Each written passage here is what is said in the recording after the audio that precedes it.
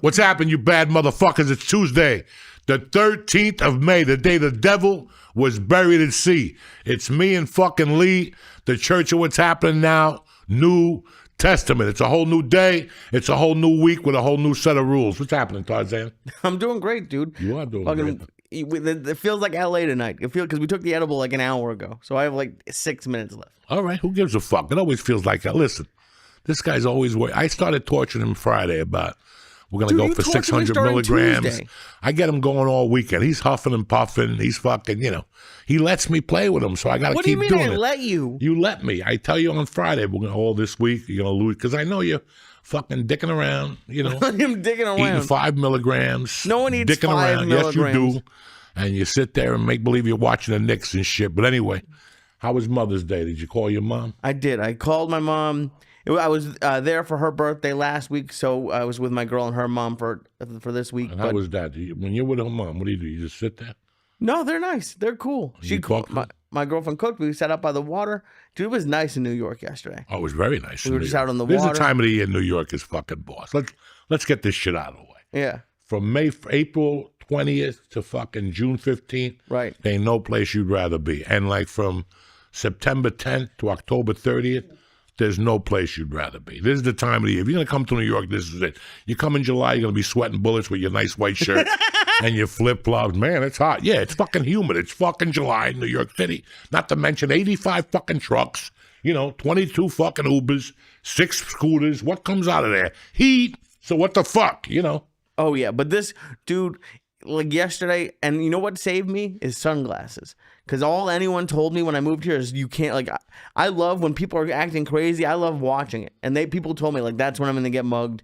Is like if a homeless guy's yelling and I just start looking at him. But with sunglasses, you can look at anybody. Whoa. What? Let's get back to fucking normal here. If you're walking the streets and your eyes are creeping, you can't have no sun, especially you. You don't know how to work with sunglasses yet. What do you mean? How do you work with sunglasses? Who's the people who protect the president? Secret Service. They're good with sunglasses, okay? That's what they do. That's what they've been doing for years. You're just new to this. And I know you. You're still stuck on Uber and Yelp. The problem with you ain't the fucking sunglasses. Everyone uses Uber. The problem with you ain't the sunglasses. That you got that backpack looking like a migrant. And 9 out of 10, you're looking at your fucking phone bouncing on the street. And it's your body language. You see what I'm saying? And this new type of migrant in the city and this new type of criminal, you can't be fucking walking around with a backpack or anything. I could not have a backpack because a guy could just come from behind you and start ripping your thing and you're fucking sitting there like... Yeah, but he could do that with your shirt too. No, he can't because you could break the bond. It's just a shirt. I feel everyone wears backpacks. Yeah, but just because everybody jumps off the bridge doesn't mean you're going to fucking jump. Are you? What are you, 10 like my daughter? My daughter hit me with that this morning. I told her, next time you say that to me, you're punished for a fucking week. I go, I'm raising you not to be like the rest of these little fucking idiots. This morning, she wanted to leave the house with a cut T-shirt off with a little bra strap. Time out. And I looked at the mother like, what the fuck are you doing? Well, she won't wear it. No, I don't give a fuck what she won't wear. This is a Cuban house. You go cover up that fucking bra, you little freak. Really? Oh, it's that's starting? No. It's like she just said to other girls at school, dude. I don't give a fuck. Right. I really don't give a fuck. I'm trying to raise you so you're not like the other fucking idiots. But how am I supposed to carry my shit? I understand with Mercy. That makes sense. You don't need to carry your shit. Yes, Where you going? Where are you going? Here. Sometimes you have to carry that, dude. That's like the thing about New York, that you have to carry a lot of shit with you. If you're doing sets at night, all you need is a knife. Okay, that's all you need. You have to carry a lot of stuff with you. You got your whole computer and your phone and a knife. Look at you, wallet in front pocket. Again, that's where it's supposed to go. No, it's not. I'm mugging you. You shouldn't even have your wallet. You don't drive. But I have credit cards. What do you do? That's it. When you go out into public, you use the fucking things the cops give you for the shields.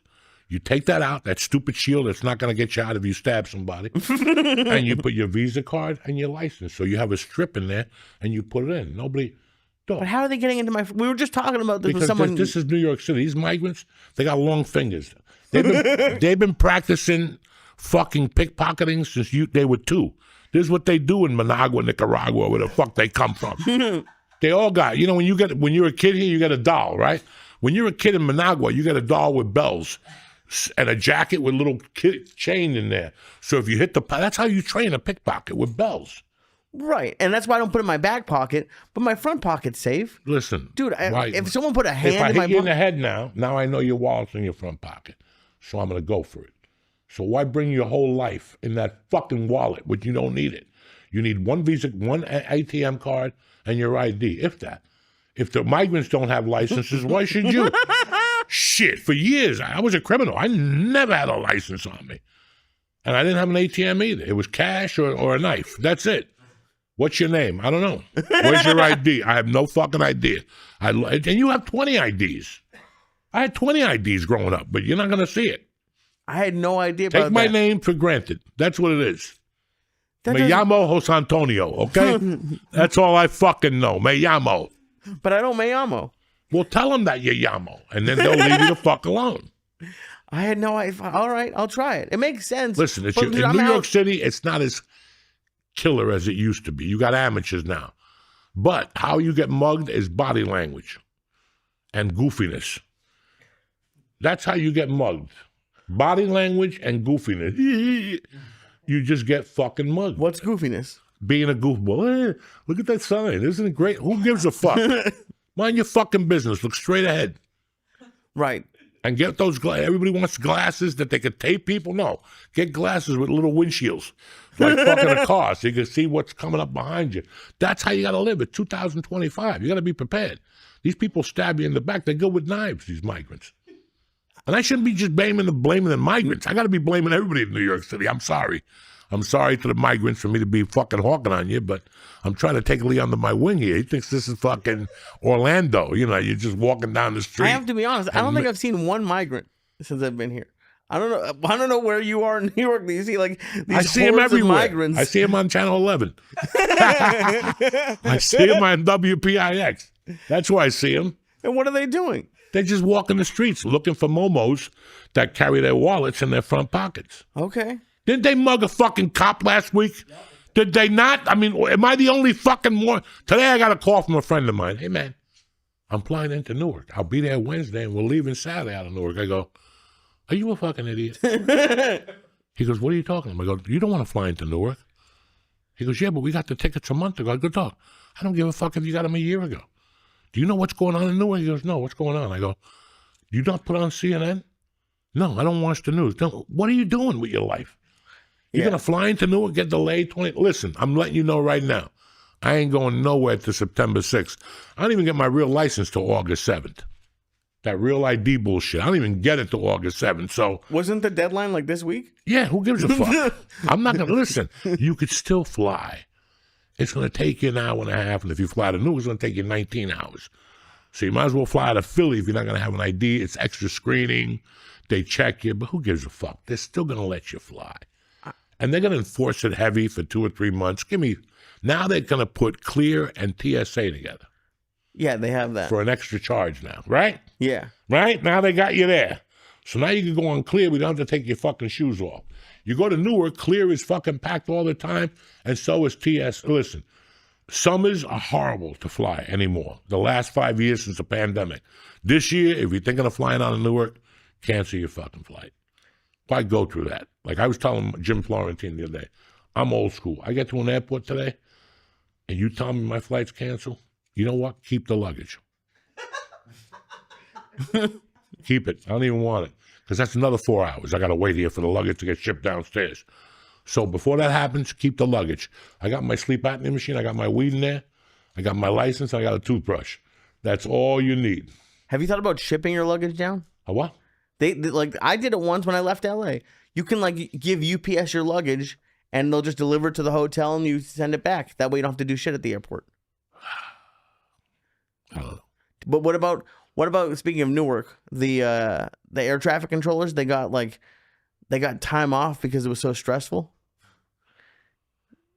Listen, if you're on a plane and I don't know where you are, that's one thing. But look, it's the other way around. If I'm sitting in a plane, the pilot goes, hey, the tower just turned off. We have no fucking idea where we're at. I'm scared. But if I'm in a fucking thing sitting there in a tower you can't even go through, why am I stressed out? But that's the country today. That's America now. We're all stressed out over dumb fucking reasons. that, everybody's stressed out. I don't know what to fucking tell you. Go to yoga. Get a Whoop watch. Exercise. Everybody's so fucking stressed out, and I get it, man. Times are rough. I'm looking around, man. Restaurants are empty. Yeah. Comedy clubs are empty. A major comedy club just bounced a check. Once you bounce a check, that's the beginning of the end, Jack. That's all I know. There ain't no coming back from that. You don't bounce a check by mistake. And especially a comedy club. That's a corporation. So keep telling me how things are great. You're going to jump up and down. Things are fucking rough, and they're going to get rougher. Dog, I'm an econ major, so out of habit, I look at things. I love looking at businesses and see what's going on.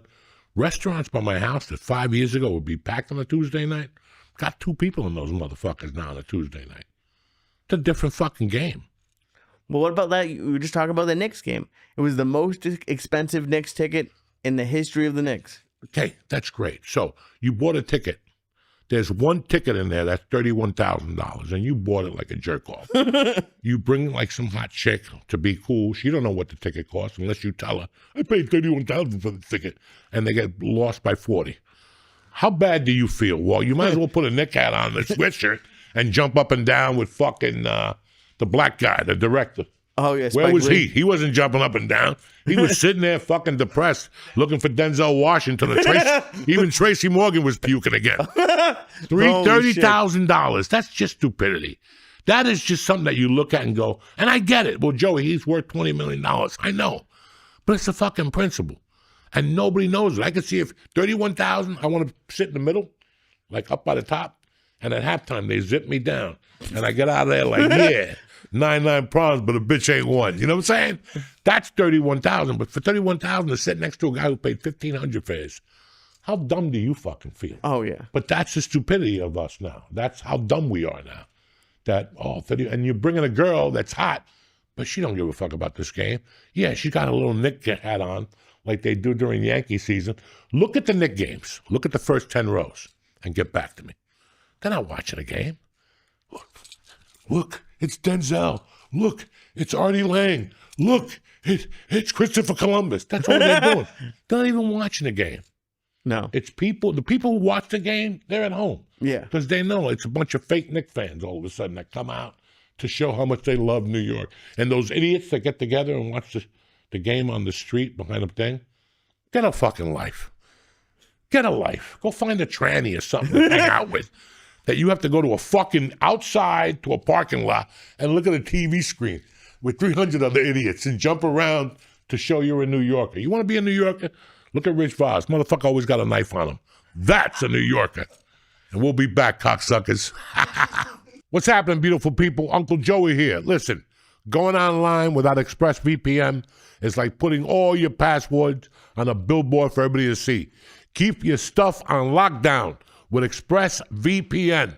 ExpressVPN hides your IP address, making it super difficult for third parties to see your internet activity. It works on your phone, your laptop, your tablet, so everything stays private, even when you're browsing on the go. I love using ExpressVPN. I've had them for years because I know whenever I'm online, I'm secure from online peeping toms. Rated #1 by top tech reviewers like CNET and The Verge, this is the tool you want to be using when you're up at night going through Google looking for late night questions. Do me a favor. Secure your online data today, right now, not mañana, today. ExpressVPN.com/church, CHURCH. That's ExpressVPN.com/church, CHURCH. To find out how you can get up to 4 extra months free, go to ExpressVPN.com/church and tell them Uncle Joey sent you. Listen, I've been with these guys for years since we had them last, and I suggest you sign up with them. There's a lot of people out there trying to get into your stuff. ExpressVPN.com/church is the answer. Hey, Uncle Joey here. If your wireless company is still charging $90 each month and you're still dropping calls in your own house, it's time to wise up. Give them the boot. Mint Mobile is what's happening now, Jack, with premium wireless plans for just $15 a month. That's for the cheap seats. $15 a month. You're going to get fat wallets and skimpy bills. Listen, You can't lose with this. $15 a month, and all plans come with high-speed data, unlimited talk, and text delivered on the nation's largest 5G network. Who's better than them? So this year, do yourself a favor. Skip breaking a sweat and breaking the bank. Get your summer savings and shop premium wireless plans at mintmobile.com/church. That's mintmobile.com/church. Upfront payments of $45 for 3-month, 5-gigabyte plan required to equivalent to a $15 a month. New customer offer for first 3 months only. Then full price plan options available. Taxes, fees, extra. See Mint Mobile for details, okay? But listen, $45 for 3 months. Then you pay full price for options available. Taxes, fees, extra. See Mint Mobile for all your details. We're back, bitches. My main man, Rich Voss, is here today. Fucking comedian extraordinaire, old school savage. What's up, son? What's up, buddy? Elise Ayat's here. I'm still here. You know, it's funny when I was like, we're talking about kids now, and you know, my daughter went to a concert the other night. Who's the dude that played halftime? Lamar? Whatever his name. Yeah, Kendrick I don't fucking Lamar. know. Yeah. And she's dressed like, I go, put a fucking coat on, okay? Because you and your friends are going to be the only white kids here. So you're going to stand out to begin with. So put something on your shit. And she's got her prom Friday. And last night we're sitting at the table. I go, look, let me tell you what's sacred in this world. God, your parents, and your virginity. Okay? You go to the prom, I said, he can get some titty. That's it. That's it. He said, you can get a little titty. I told her, he can get a little titty. That's it. So, what was her reaction to this? Let me tell you, I got older daughters with kids, and I told them the same shit. You know, they didn't listen, but still, you got to carry the message. You know, you're 17, you're good looking, little titty, move on. See what I'm saying? I am shocked. Why? I am fucking shocked right now. I didn't even know what to tell my daughter. I wouldn't even fucking know. I would not even know. You know. Yeah, well, you're but you're not going to grind them, because then they'll want to be out there being freaks. It's like Catholic girls. Yeah. When they went to Holy Rosary Academy, they were all nice and shit. And when they bust out of there, they become fucking animals. Catholic you can't school oppress girls, them. yeah. Yeah, you can't oppress them. No, like that either. I mean, you know, my kid is good. She's smart. She hangs out with other kids. But, you know, prom night, they're getting a house, 15 dudes and 15 girls, you know. They rented a house for the weekend. You know, listen, I didn't go to a prom because in 11th grade, I raised my hand to go to the bathroom, and I never came back. I just walked out. I said, fuck this. This ain't for me. But so I didn't really go to a prom. I went to some graduation parties, you know. They didn't know. But I never went to a fucking prom or any of that shit, you know. And she's going, just, you know, why couldn't, you know, it's so much easier if you have a boy. You know what I'm saying? So much easier. But not as meaningful. No, it's not as fun. It wouldn't be no, I know. the same for me. I mean, I love a boy, you know. Yeah. I would love anything. I don't give a fuck at this point in the game. But I think with girls, especially guys like us, Yeah.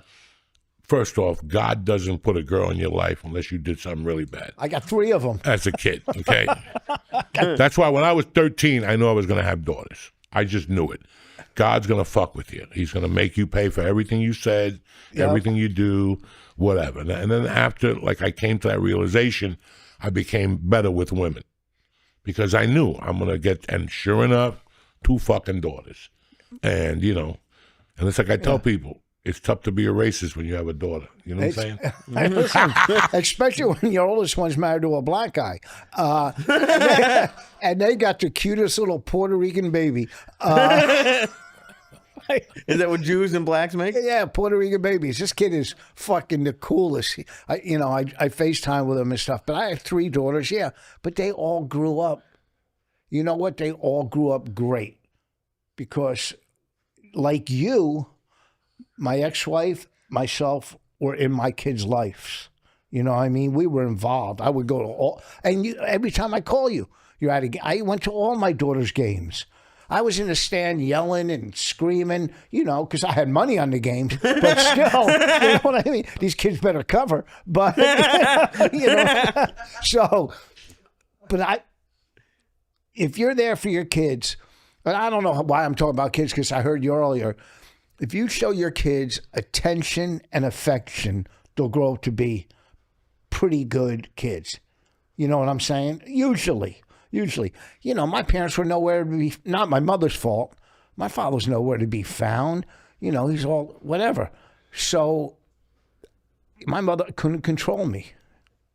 She couldn't control me. I had a situation in my house about a year ago that my wife was fucking traumatized. Like, it's let me know about the future quickly. I talked to my wife because I didn't really know. I didn't want her to think that I was a stiff or I didn't trust her. So my daughter asked me about a concert, and I go, sure, you go see the fucking girl. And it was Chaperone. And she found some other kid to go with her. And my wife went up to pick the kid up. The kid had like purple hair and shit, and she was Mercy's age, and she was fucking chubby with like a barrel dress on, and my wife was like, you know, whatever, I don't know what kids are dressed like. And then she went to the show, and there was a man with a dress on with a beard standing in front of my daughter. And during the fucking concert, they were running ads for Palestine. It was just one thing after the other that got me hotter and hotter. Well, my wife is a fucking redneck, and she's a fucking Christian, and it broke her. When they got home, they were both crying. And I asked my wife, what happened? And she goes, I'm going to fucking kill her. She called my wife when you don't like transvestites. What's that? When you don't like transphobic. And my wife lost it. My wife went upstairs. They were yelling at each other. And like 2 days later, I asked Mercy, what the fuck was that? And she's like, Dad, she's not used to it and stuff. And then a couple of weeks later, the chick won an MTV award. And that's the night she came out talking about they should start a fund for all these artists. And I'm like, I turned the TV off. I go, Mercy, we got to talk. This ain't the world. This is a chick looking for attention. First off, she's the ugliest little girl I've ever seen in my life. That is the ugliest fucking kid I have ever. And that's what they, you know, the other day went to fucking, not California Pizza Kitchen. I don't go to that place. Went to the other place, the Cheesecake Factory. Oh, yeah. Fucking tremendous. She wanted to go. Plates this big. So, no, the place is huge. I'm taking her there. And sure enough, two 15-year-old girls, 400 pounds apiece. And they're, what are they? Rock? What are they? With the fucking makeup, with the wig, and what are they? Unfuckable. And I told my daughter, I go, you see those two goth chicks? Oh God. What? And now they're 400 pounds apiece. They're probably freshmen in college. They could just go to the gym and be accepted. I mean, that's the shit that I don't know what's going on in the world. Like when a parent looks at a child and goes, we have to talk. Well, you cannot have fucking God shit on. And, you know, it's just, we've gone somewhere else. I see it with coaching. Like, you're supposed to be scared of your parents at some point. And when you have a coach, like, dog, when I was growing up, I had coaches that in rec that would fucking make you go off. Like, you ran the whole fucking hour with no ball. And I see these fucking softball parents, not the parents, but the coaches, and it's like everybody raises their kid petrified. Well, I'm not scared. I'm scared of what she'll turn out like. Do you know what I'm saying? Like, I'm petrified. Like, I could die tomorrow. And she's a 14-year-old kid, and it's a cycle of what happened to me. It's a girl who's lost now, and, you know, she's going to stall for a while because it's hard to recover from a death. That's my biggest fear, Rich, is what happens to our kids later on if we don't do the right job. We could do the best job in the world, and I could still fucking have a daughter that wants to strip. Yeah, well, here's the thing. First of all, those ads for Palestine to concert, I'm sure they weren't for rentals. Anyhow. No, but it pisses me off. When you went to see Led Zeppelin or Black Sabbath or the B-52s, it wasn't political. No, they just This played. whole thing is wrong. Like, this whole fucking thing is wrong. Well, look at that Irish band that put up a big sign, fuck Israel. they lost their visas, but you know, it's all political, and they're brainwashing the kids. Not only the world, their teachers, their professors in colleges. You know what? Back in the 60s and 70s, liberalism was open-mindedness, looking at things from both sides. Now, both sides have been hijacked by extremists. You're either this or this. You know what I'm saying? And they're fucking these kids. Half these kids protesting, you know, on these college campuses, they're just dumb white girls that have no idea. They have no idea about history, you know, American history, more or less, foreign history, you know. So I don't want to get into politics, but they're all being brainwashed right now, these kids. They're being brainwashed. And I told my daughter, you know, you got to make your look at things from both sides, make your own decision, hang out with white kids, and I'm just fucking around. When I was 18 and 19, politics was the last thing I was thinking about. Me too. And again, even if Chaperone would have put up pro-Israel stuff, and I would have been at the show, I would have said no. What the fuck are you doing with this shit? And like I told my daughter, I'm happy you don't fucking listen. I stopped playing in the fucking car. I don't mind the fucking Irish chick, Billie Eilish. I don't mind those bitches. It's all with tea, but that fucking show, I can't take that, and I don't want that in my life. I don't want that in her fucking head, and I don't want her to have that type of behavior in her head. It's fucking lame, and it's ruining fucking kids. And you got to say something at some point and go, hey, no, it ain't going to work. That's true, though, but if it said pro, none of it. I don't want to.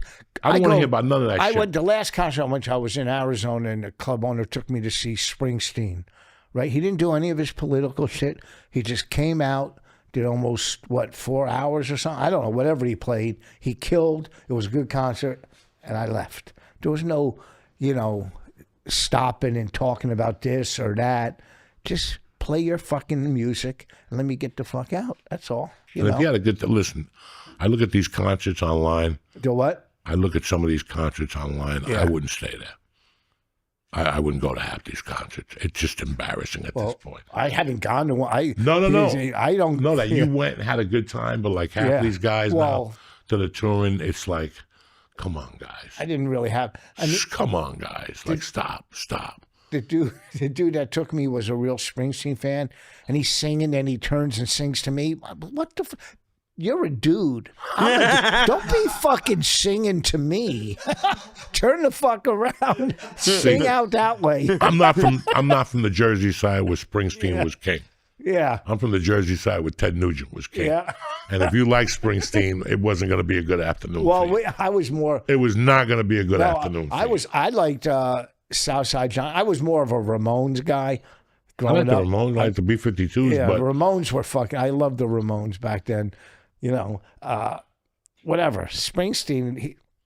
They were half retarded too, the Ramones. That Ramones. That guy looks like an ugly Howard Stern. Oh yeah, he's in bad. Yeah. Go away, please. I know. You know, oh, that's punk music. That's ugly. I'll tell you. Go away. Leave me the fuck alone. I was a big fan because they were from my hometown, Parliament Funkadelics. Oh, I like. I was a big Mothership Connection. Yeah, that's all good. They were from Plainfield. A couple. I was of them. going to see those motherfuckers in '95 in Boulder. Yeah, they were coming like once a month.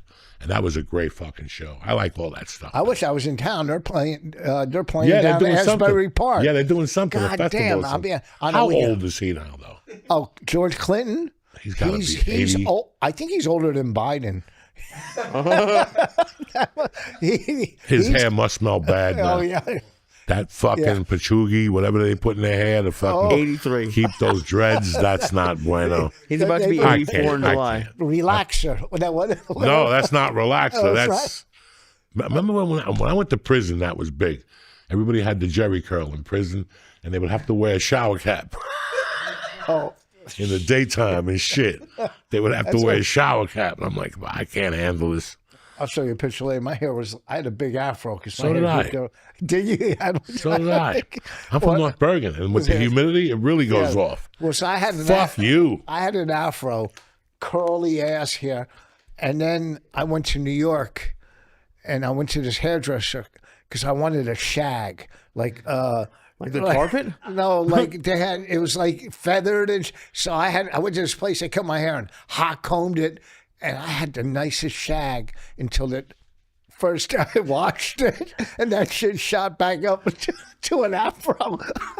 I had a shag for 2 days. And when you were a kid, you don't understand that. Like, what the fuck this guy to do my hair? I got to figure out this magician trip and shit. This shit was nice, man. I went to school like David Cassidy. But, you know, back to my black high school with my afro. So you're from Plainfield? Plainfield, yeah. Jesus Christ. And that was rough in the 80s and 70s, dog. Kids used to come to in high school, they carry guns to school. In high school, I remember Willie, he pulled out his gun and his friend said, don't fuck with, to me, they go, don't fuck with him, he's cool, right? Like, I never got fucked with because I grew up playing sports and, you know, smoking reefer and selling, whatever.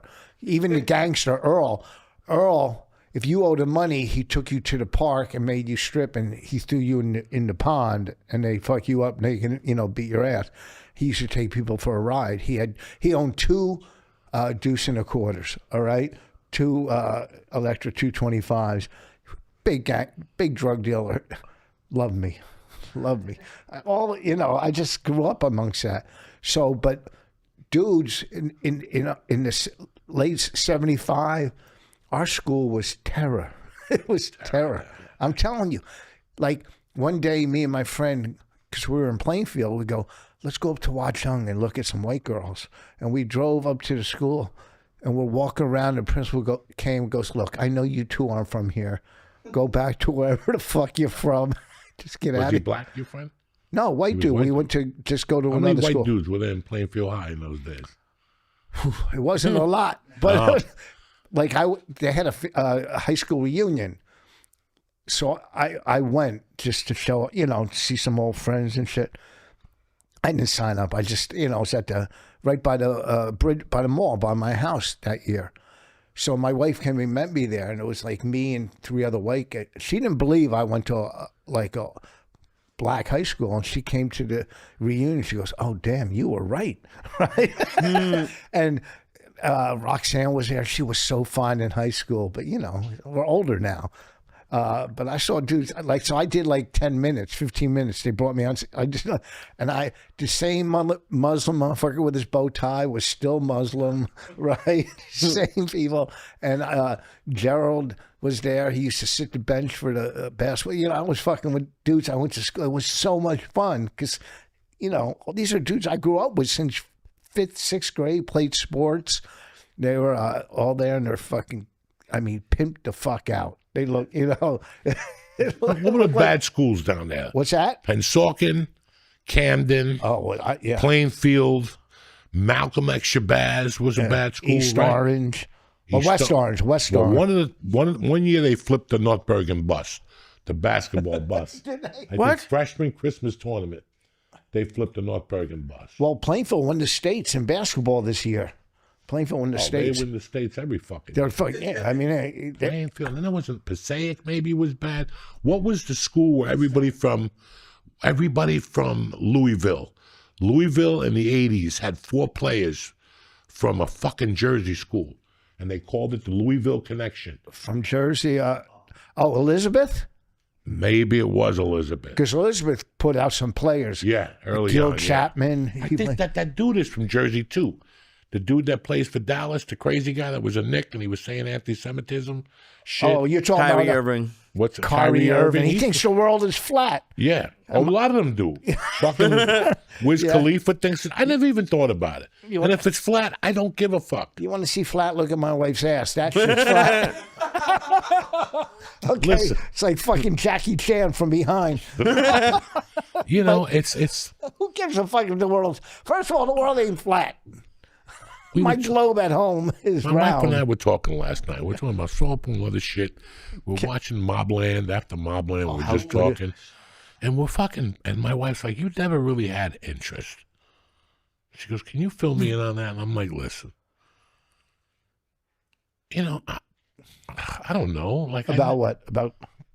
I just never, I don't give a fuck. Yeah. If it's got nothing to do with me, I really don't. Like, if it's a flat earth or if it's a round earth, I don't give a fuck. I know.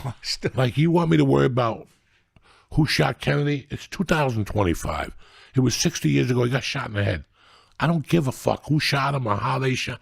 I've always been like that. If it had nothing to do with how we're going to put $5 in our pocket, it's got nothing to do with me. Yeah, that's true. I mean, I don't know. And it's like some people have distractions in their life. I fucking don't even let distract. Like, and people get mad. Like, a couple weeks ago, I went on a couple podcasts and I spoke about that shit. I don't care about Epstein or Diddy or none of that shit. It has nothing. Like, I just don't have time to even think about that stuff. my life growing up was fucked up. I got comfortable being uncomfortable. Uncomfortable. Me too. I got being uncomfortable. So I have my own shit to deal with, whether it be anxiety, getting sober, raising a family, my own shit to deal with.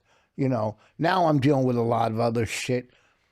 I'm not dealing with it. I'm just being affected by it from outside issues. You see what, because of my religion.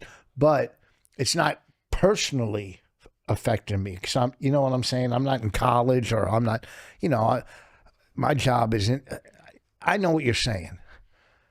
Just I worry about my kids and my not friends, even my older, my friends. family. Yeah. It's like when I see somebody on TV like, oh yeah, we're having a benefit for blind kids. And they invite people over to the house and they cater and they put this big shadoo on. But meanwhile, they got a cousin who needs fucking money.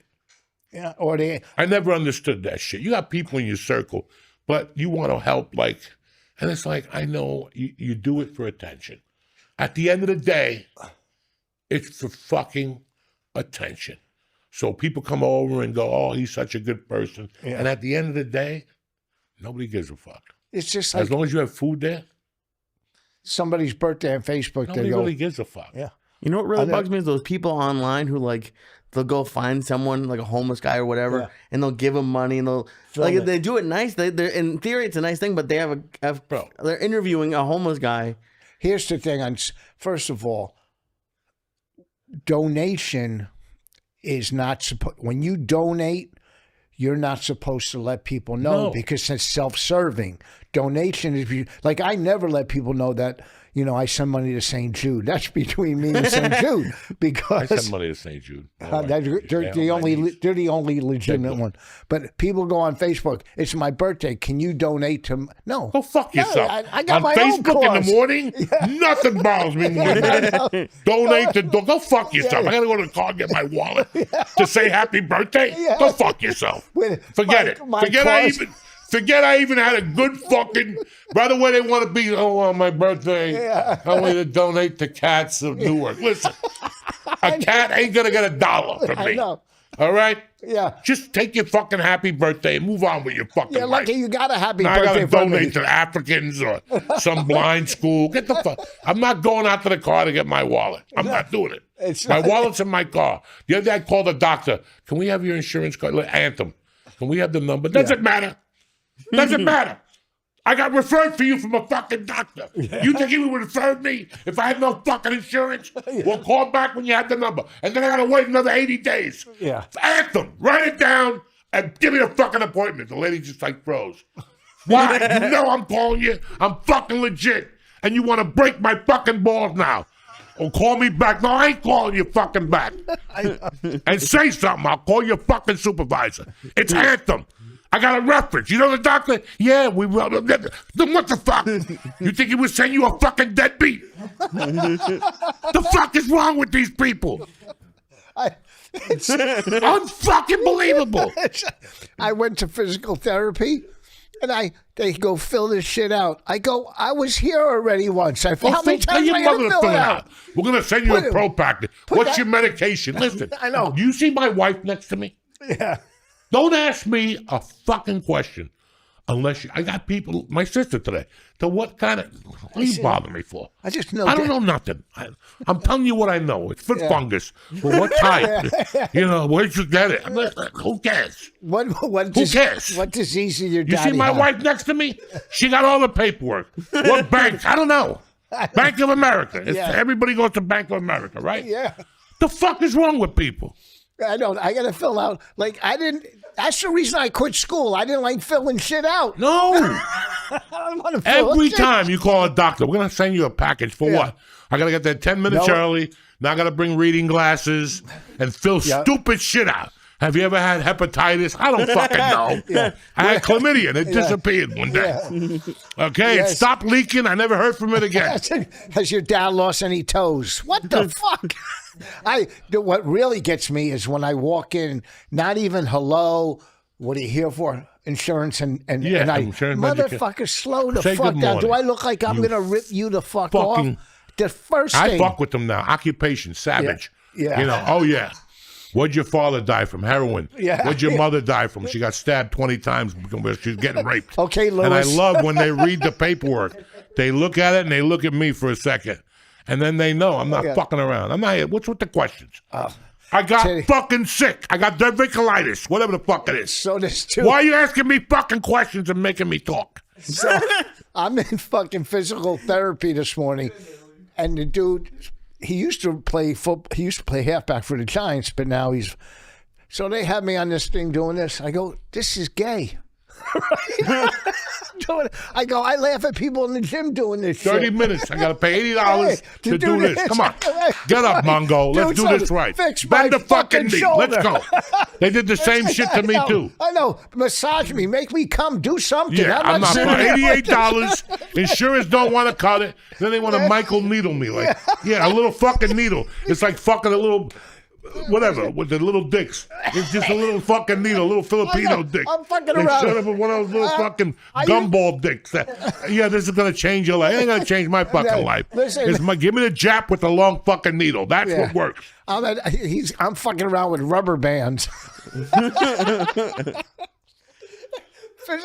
How do this these shit. people react to you saying this? I'm just imagining What? like a 22-year-old kid I'm answering done, the phone. guys. I'm 62, and I've earned this fucking right as an American. I pay taxes. I was a felon. I did my time. I pay taxes, and I fucking deserve better treatment from medical and all these fucking idiots. And you got to call them out from time to time. If not, they'll keep fucking with you. Well, They keep fucking with you. Why do I have to go get my insurance card? I told you I got insurance. That's all you need to know. Anthem. ANTHEM. That's it. What's the number? I don't know. 21963. Do the fucking math. I don't fucking know. now I got to go play 219. You get so like fucking like I'm not into it no more. Like I'm just not into it no more. I don't I'm have done. patience. I've already lived before. We already took down People's Express. I took down People's Express in '84. It's I took down 2025. Sprint. Yeah. And MCI. I took down Discover card by Let me myself. tell you something. I took Discover card. They sent me those checks, those blank checks. Remember when they would send you the card, but then they send you those blank checks. That card was cut up, and I still was using those checks. I would show up with a feather with blood. Yeah. How much? When I had my painting business, I feel bad. I gotta hook these paint stores. Used to give me paint on credit. Anytime you gave me anything on credit, you never saw You me ain't again. gonna see me again. What the fuck is wrong with at the bar where I went to? They had me on the sign with the absolute deadbeat list because I was passing bad checks. You know what the fuck? They took them. That was a Sunday. Like Sunday, you woke up with no money. Yeah, don't- I got checks. I got money. You know what I'm saying? Sunday's a good day to write a check. Nobody could check them out. You're in there buying fucking. Yeah, give them a couch. Fucking. This is why they ask for your numbers on the phone now. Fuck you. Let me tell you, checks were you. like money, man. Dog, I used to work for this company in Fairview. The guy was a scumbag. He would. Yeah. He was like a fucking. He was a carpenter's helper. It was $7 an hour. And I would go and he'd go, oh, the first 2 hours you don't get paid because it's in the car. He would just do douchey things. I still remember a couple times not having lunch money and him not even offering. Like, he just did a bunch of douchey things. And then he was supposed to meet me one fucking Friday. And he never showed up. It was like a $60 check. I was living with George. I go, George, drive me down to this guy's house. I just kicked the back door in. I took his Dom Perignon and fucking Magnum. I took a bunch of shit. That's right. He had like $180 to go. I took George drove me to a couple places. Well, I said, George, I'll be right Allegedly. back. I just kicked the fucking door down. Well, let me tell you. No, allegedly it happened. It was 40 years ago. They can't fucking take me to court now. He had a roommate that wouldn't give him $200. I stole his car stereo and the government check he got. And cashed it. I'm not bullshitting. It like a motherfucker. I was working for this club, this guy that booked rooms, right? That's when I first, and he got kicked out of his house. So he had all his shit in his hotel room, right? And I was working the hotel. He booked a room there. So this motherfucker, after my show, didn't have my money. I went and took his TV, right? Not his TV. And I come home with it. My ex-wife goes, "Oh, so you working for a microwave next week?" But that TV lasted 8 years. I took his TV. This carpenter didn't pay me. I took his Sawzall, whatever. It's a, expensive saw. Listen, just give my fucking money. I don't want to have to steal your shit. I don't do it now, because I'm getting paid. But back in the day, and even if you did pay me and left shit around, I go, you didn't pay me enough. Dude, I forgot you had a painting business. One of my favorite things to watch online is when they don't pay a contractor and the contractor destroys the shit that they did. Yeah. That must feel so good. Well, and I say this on stage, but I was fucked up. What I would do is I would go to the garage sales and I would buy like these old golf clubs for like $5 a set, rusty old golf clubs.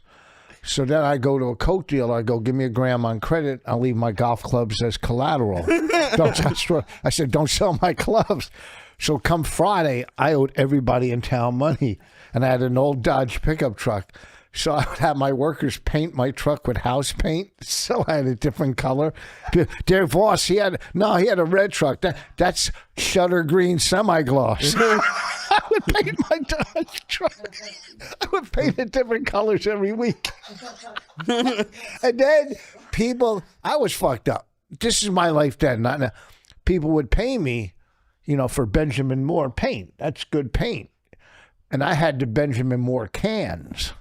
So I would go buy the $5 paint and pour it into the Benjamin Moore cans, then show up at the house with Benjamin Moore with shitty paint in it. I'm driving away, the house is already peeling and shit. But I made amends to some people, said I'm sorry. I was back then. And their house is still shitty. They said that story. They still missed the wall. Yeah. Man, I'm thinking of writing another book. Yeah. And I have a couple of ideas for different books, but one was, and it would be embarrassing, it would be the life of an addict. Yeah. And some of the shit, I said it all, but there's some shit that you think of and you go, what the fuck was I doing that day? I still remember dumping an ounce of coke in a bathroom hotel in Denver, and for hours kneeling on my hands and knees, just licking the side of the bowl. And you wonder what the fuck is wrong with me. Underneath, because the water threw the coke up, so the coke would turn brown on the toilet. And I would just take it and put it in my nose for hours. Why'd you dump it? You thought somebody was coming? Okay. I was living in Boulder with my girlfriend at the time, and I got a call one night. She called me, and she goes, your friends are in town. They're at the airport. They're waiting for you. So I got in my car, drove to Stapleton Airport. And when I pulled up, the guy's like, bro, I know who you're looking for. Those 4 gorillas, I put them in a cab and I sent them to the strip club, the real popular one. No. This is in Denver. So it's a big one in Denver. And I go, okay, something Charlie's. I took the cab. I walk in. Everybody's dancing to strippers. My 4 buddies have a stripper surrounded. They're throwing her up in the air. I'm like, oh, my God. So I'm like, what are you guys doing? They go, we got a hotel across the street. We got 4 ounces of coke. And I'm like, what the fuck? And they're bringing strippers over. But he bought a whole block of, there was 4 of them, and he bought a whole block of hotel rooms upstairs. I don't want to say his name. And fucking, we were up there for like 2 days, and they got so paranoid, they were hiding the coke. You know where you take the tissue paper out of the wall? When you wash your hand, they were taking the tissue out and hiding it in there and closing the tissue. And so they had 6 bathrooms with the coke hidden in those tissue compartments. So, I don't know, we woke up 2 days later and they're like, we got to go back home to North Bergen. And they had like 3 ounces of coke. So he goes, take 2 of them and send us the money. Okay. Yeah, good. Sure, I'll send you the money tomorrow. This will be gone. And I went back to Boulder, left that ounce in my house, And me and my girlfriend at the time, she drove me to the hotel, and she goes, I have to go back home to do something with my parents, but I'll be back at 11 to spend the night with you, and we'll finish doing the coke. I'm like, okay. I go stop at a liquor store. It was 1 in the afternoon. I go up to this hotel room. I'm in there doing coke, watching TV. And also I'm starting to get paranoid. Like 30 minutes later, I go, let me look out the window. And it's one car after the other. A car would pull up, and then 3 minutes later, the car would pull up, and another one would pull up. And I'm like, oh, fuck. They're switching cars on me. And I'm hearing zzz, zzz with a drill.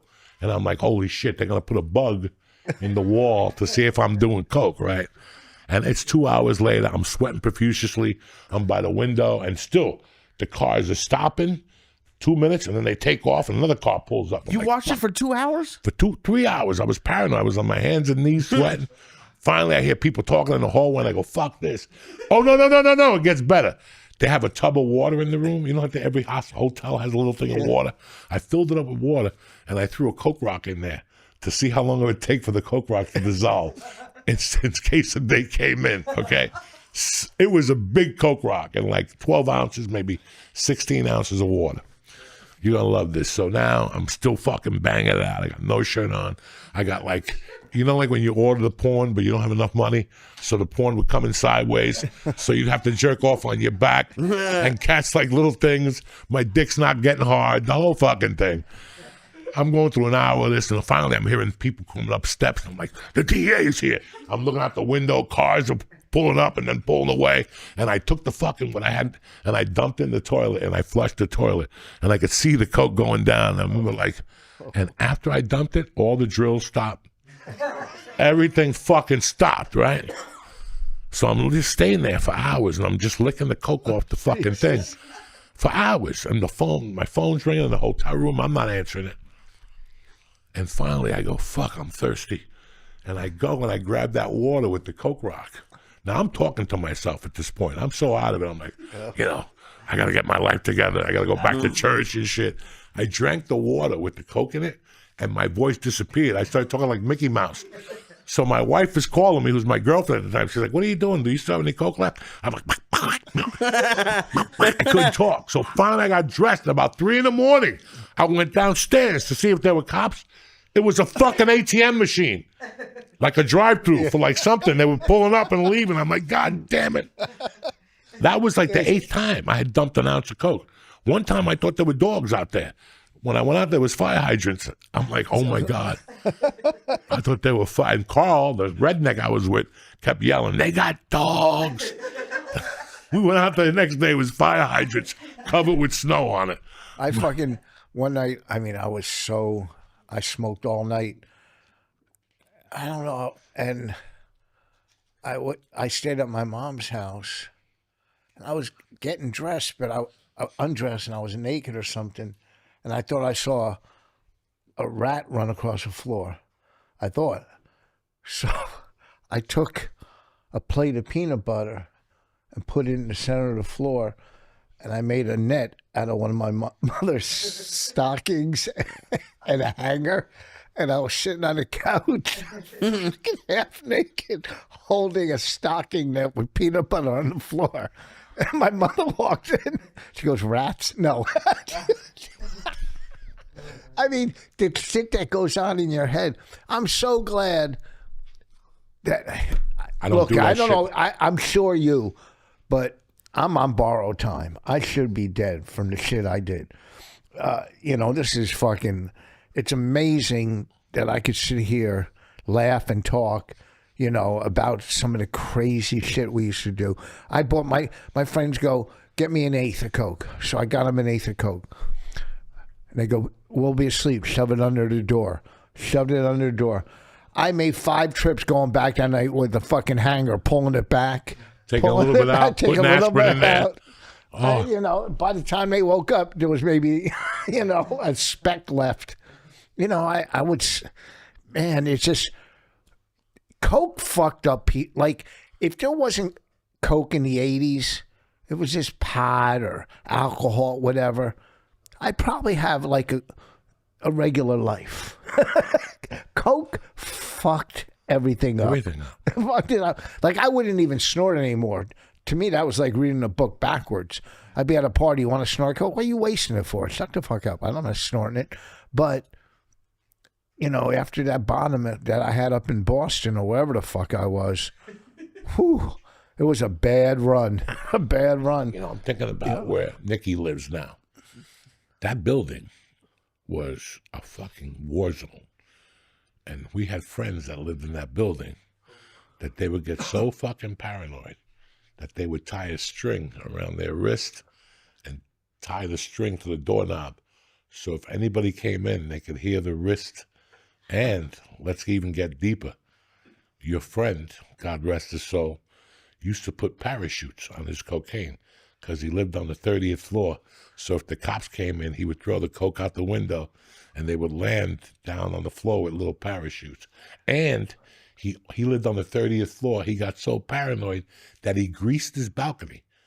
So if you tried to climb through it, he would fall off. Oh, and fucking die. That's when you're fucking paranoid, when you grease the balcony. So if Spider-Man just happens to be in the fucking neighborhood, because everybody thought that you're going to fucking kill him. when you were high, you thought people could climb buildings. Oh, my God. I was in the halfway house, and I got a furlough. And my in-laws said he could furlough here. They were really Catholic, so they put me out in the trailer. And it was the dead of summer. And I went in the house. I stood with them till about 9:30. I couldn't wait. I started yawning like 9:30. I had an 8-ball waiting for me outside with like a case of Lone Brow. And it was really good coke. It was 80 degrees that night. I remember being in there at 4 in the morning and seeing people with white, dressed in white, with the trees all had snow on them. And they had the fucking rope with the machine gun in one hand. And they were going down. And fucking, I'm like, oh my God, I'm throwing the coke away. It fell that day. It was all over the floor. So I'm like a Vietnam vet, pretty much crawling, bumping into an 8-rock over there, going, oh boy, there's another one. I stayed on the floor for like 4 fucking hours. And then I sold coke in a halfway house. And that's why I really saw paranoia. There was a kid that called into the podcast, Alejandro Rea. I loved him, Mexican kid. I would give him an 8-ball of coke and he would shave for 12 hours. He would do what? Shave. The next day he wouldn't have no skin left. Like you could see where all this and all this was different than his skin color. Because he would sit in the bathroom all night with a towel on with shaving cream, shaving, snorting coke. The fuck? Dude, we've been doing the podcast for like 13 years. I've heard a lot of coke stories. And it doesn't sound like fun. listen, man. When you're fucking in it, you're in it. Yeah. And you think you're having fun. Like it's really, people say, what's that definition of insanity? Yeah. Doing the same thing over and over with the same results. Expecting After a while, different results, yeah. I still remember like buying coke just to get paranoid. Like hiding under my bed. I still remember nights when I left 3 different hotel rooms. Like go to a hotel room, sit down, snort a line and go, we got to get out of here. And drive a mile to a hotel next door and get another room and sit there and go, we got to get out of here. I did all that crazy shit. I would do it and it'd be 3 in the morning. I'd be sitting outside my mother's apartment and I would just walk laps around the block to try to walk it off. I wouldn't walk inside. I walked and you could hear my footsteps. It was so quiet. People were going, what's this guy doing? Walking, the cops, what are you doing? I go, just exercising, But you would do it just to come down from it. Like, I'm so glad. You can. The fact is, if I did it now, I would die with all that me shit too. in it. That shit in it. I would just die. Yeah. I just know that. Well, I have money too. I just know that I would drink a Budweiser and do a line. First of all, I had the opportunity this year. It's going to be 18 years I haven't touched that shit. And last New Year's, I know when people are doing it. I'm a comic. I go in the bathroom and I hear, I know. And it doesn't bother me or affect me or make me relapse or anything. But this last New Year's, I went to a party after New Year's that I wasn't really supposed to be at. And I went in there anyway. And they were snorting coke right in front of me. And I go, you know what? I'm going to sit here and watch this theater like people watch me. It's a theater of pain. Oh, They don't even know. That's why, if anybody should got Academy Award, it's Boogie Nights, when the two chicks are talking in the bedroom. Oh. And she goes, do you want to go for a walk? And she goes, so do I. And she goes, not really. And all that. They're doing it fucking, it was a perfect cocaine conversation. They hit it out. Julianne Moore. She's having a fucking thing in there with the skinny chick that used to bang that dude from the store. Heather Graham. And they're talking and they're doing coke. And she goes, let's get out of the house. And she goes, let's do it. And also the girl goes, no, I don't really want to do it. And I'm like, these guys are a good consultant. Yeah. You know, the scene in Boogie Nights.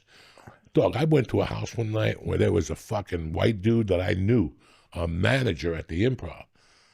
And he had a little Chinese gay guy over there with little diapers on and shit. And I'm like, oh, shit. This is right out of Boogie Nights. And there was somebody else over there, I'll tell you after the podcast. And I was like, God damn, it's real. It's real. Let me tell you. It's craziness. It's fucking craziness. I told this story. It's a famous story I told on the radio, my short story. So we used to cop from these two gay guys in East or West Orange. They live in the high rise. I'll say Doug and Dickie. It's on my first album. I told the story on Opie and Anthony, Doug and Dickie. So we'd go up there. I'm going to use fake names. Me, Bill, and Tom. And every time we go up there, like Dickie, the light-skinned black dude, would ask one of them, hey, come upstairs. I got to show you something. Give them tons of coke. Ask if he could blow them. And supposedly they said no, right?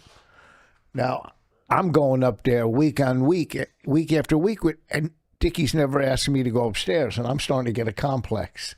You know, like my mom's like, calm down. He'll ask to suck your dick. Give it time, right? So I went up there. Remember those basketball shorts with no pockets? Man, I had basketball shorts on, no underwear. You could see like just my ball bag, right? I'm going up tonight. He's like, hey, Tom, you want to go upstairs? Leave that fucking homo down here. Basically, like. That's how ugly I was, that he never invited me upstairs. A coked up gay guy. Never even wanted to suck your dick. That's not good for the ego. Huh? That's not good. Because all you need is you should have gave him a whistle. You know, like gay guys love whistles and shit. Right? Tell him you blow a little whistle in his muffler. He would have gone fucking with bots.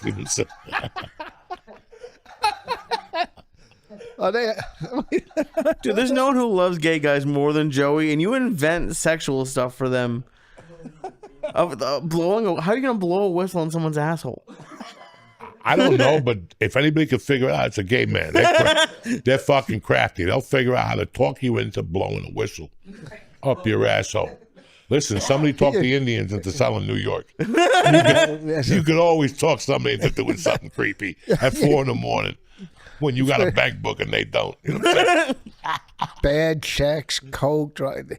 You know, listen, I look back, I'm glad I did everything I did in life. Me too. Because it put me where I am now. You know what I'm saying?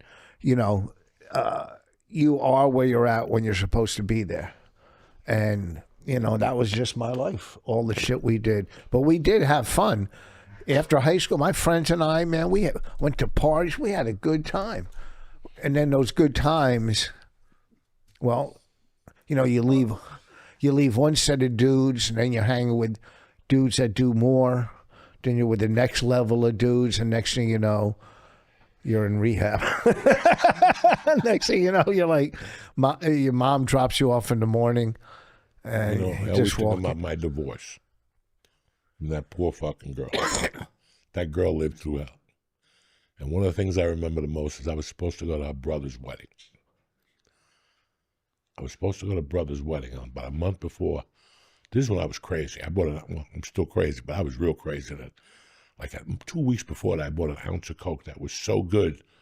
And I was such a junkie that I gave it to a friend of mine to hold in the safe. And I said, do not give me this till February, whatever, the day before the wedding. Do not give me this. Even if I threaten you, do not give it to me. And something happened, I never bothered him. And the day before the wedding, I went over there about 3 p.m. and I was supposed to take a flight at 6 in the morning to take me to Denver, and then the car would pick me up and drive me to Boulder for a wedding. I had a dog then. What was his name? Hercules. I had a dog. And about 4 in the afternoon, I just started doing a couple lines. One line led to another. About 7 o'clock, I said, I need a cocktail. I went, I said, I could buy a bottle of tequila, but I'll buy everything now. A case of beer, a case of this. I was by myself, guys. Then it was midnight. Then it was 5 in the morning. And that dog wanted to go out to pee, and I wouldn't let him. I'm like, you ain't going out there. There's the boogeyman's out there, Hercules. And I went straight, like I didn't go to the wedding. The phone kept ringing. I didn't leave the fucking house. I didn't let the dog out till Saturday at midnight when the cops came. I was calling the cops on myself. I was like, there's somebody out there. The cops would come around. You know how many times I called them that night? 3 times. Every hour on the hour, I called them, there's a burglar out there. And the last time they came, they're like, Joey, put away the bag. They're like, do you want us to take it and we'll bring it back tomorrow? I'm like, no, what bag are you talking about? I had it hidden in the sink so I could hit it with the disposal. And I kept putting my hand in there going, I'm going to lose my fingers. It was fucking terrible. And I still remember like Sunday, I had no Coke left, and I'm still trying to masturbate. And I'll tell you what I was watching. I was watching The Girl in Red with, what's her name? The pretty girl from the 80s. Not Kelly. I mean, this is 1986, so. Kelly LeBrock. Kelly LeBrock shows her monkey for a little split second when what's his name calls her from the window. What's his name? Gene Wilder calls her from the car. She throws the blanket up and gets up, and you see her little bush for a second. I figured out how to freeze it on there. Like I just froze it on that bush, and for 12 hours I was like, this has to happen. Nothing ever happened. That's embarrassing. When you're trying to jerk off and nothing happens. And if you have Coke, how many times did this happen? You have Coke and you call a girl and she's like, I'll be right over. But then you actually jerk off and come and you're like, I'm not letting her in. Yeah. Fuck her. She can knock out there all night. She's out there banging on the door. Hurry up, it's me. That's it. I already came. I'm keeping this Coke. I didn't have, this wasn't Coke, but I was working Rascals, and I picked this girl, Rascals down the shore. There was a club down Ocean Township. 35, and I picked 34. this girl up. So I take her to the diner. I get her a burger, whatever. Not the deluxe, but the burger. And, you know, you don't get fries yet. So then we get in the car and we're making out. She goes, I can't make out in a diner. So then I pull next door to the car wash. She goes, what's wrong with you? And there was a hotel across the street, like a crack hotel on the other side. So I pull in the hotel. There wasn't a car in the parking lot, not one car. So we're in the car before I go in. We start making out. And she either blows me or gives me a hand job, and I bust a nut. I go, I'll be right back. So I go in the hotel. I walk back. I go, oh, man, they're all sold out. Right? She goes, there's no cars here. I go, yeah, it's a crack hotel. They don't have cars. I mean, I gave her one of my CDs, but still. Take this with you. But when you're into drugs, you get creepy about that shit. There was a chick I really liked before I got married, and I would team up with her whenever I was doing coke. But I started to learn her period schedule, so I wouldn't go over there those 5 days. And she would call me, come over, I'm horny, not tonight. I'm not sharing coke with you. You're bleeding, bitch. I'm not going. We're some greedy motherfuckers. I did a podcast with Theo. It's online, and he was talking about it. How many nights he would get coked up, call a hooker, and get so paranoid he wouldn't let him in. He would slip money out the hole and say, go away. and then he let one in, and the next day she got sick, and he took care of her for a week. And he goes, we're still friends, man. I like her. That's hilarious. That's hilarious. Drugs take you to places that you never think you'd go, like sometimes. And you go, and you're like, I'm not going to do that again. But yeah, it was fun. It was fun.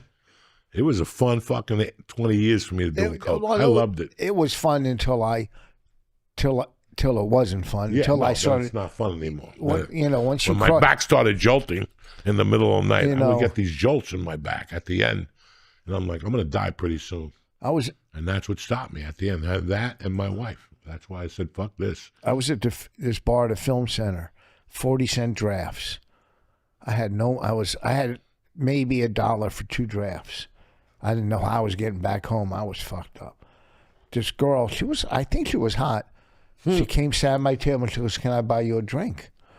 I go, "Yeah." She goes, "Well, you got to walk up and get it." And she gave me $20. I walked up to the bar, ran out the door, and took off. And I go, "It doesn't get any lower than that." Then I was in like rehab maybe 2 or 3 weeks later. I mean, I just stole the girl's $20, and you think, oh, it's only $20, but you can't. You're like, you got no money. You got to figure out a way to get high. You know, I snatched some shit out of this dude's hand. He punched me twice in the head. Next thing you know, I threw it in the pipe. It was soap. You know, what the fuck you hitting me over soap for? And don't rip me off when I'm ripping you off. What the fuck is that about? I know. But it's, let me tell you something. There's no good ending. No. There's never no is. good There ending never to is. that shit. No good There never ending. is. And, you know, look, when he started, he had hair. I had a lot of things. Brain cells. But it's... I gotta be honest, though. I get paranoid, and that's why I like weed, is because it shuts off. Like, people say they get paranoid on edibles. I really did. don't. You liked weed? Oh, I hate it. It made me paranoid. I don't get paranoid. I'm anxious about everything all the time.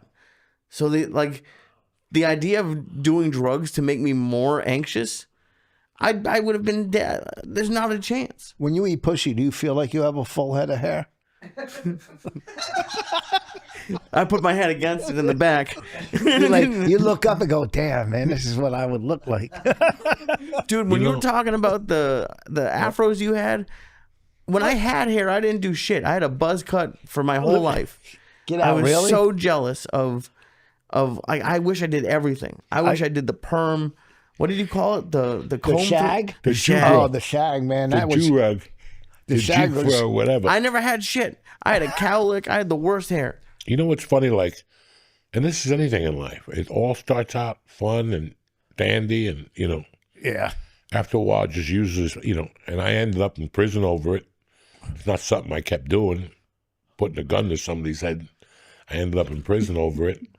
But the funny thing is that I stopped doing it when I was 44 years old. And it's so weird how I did more from the age of 44 to 62 than I ever did before that.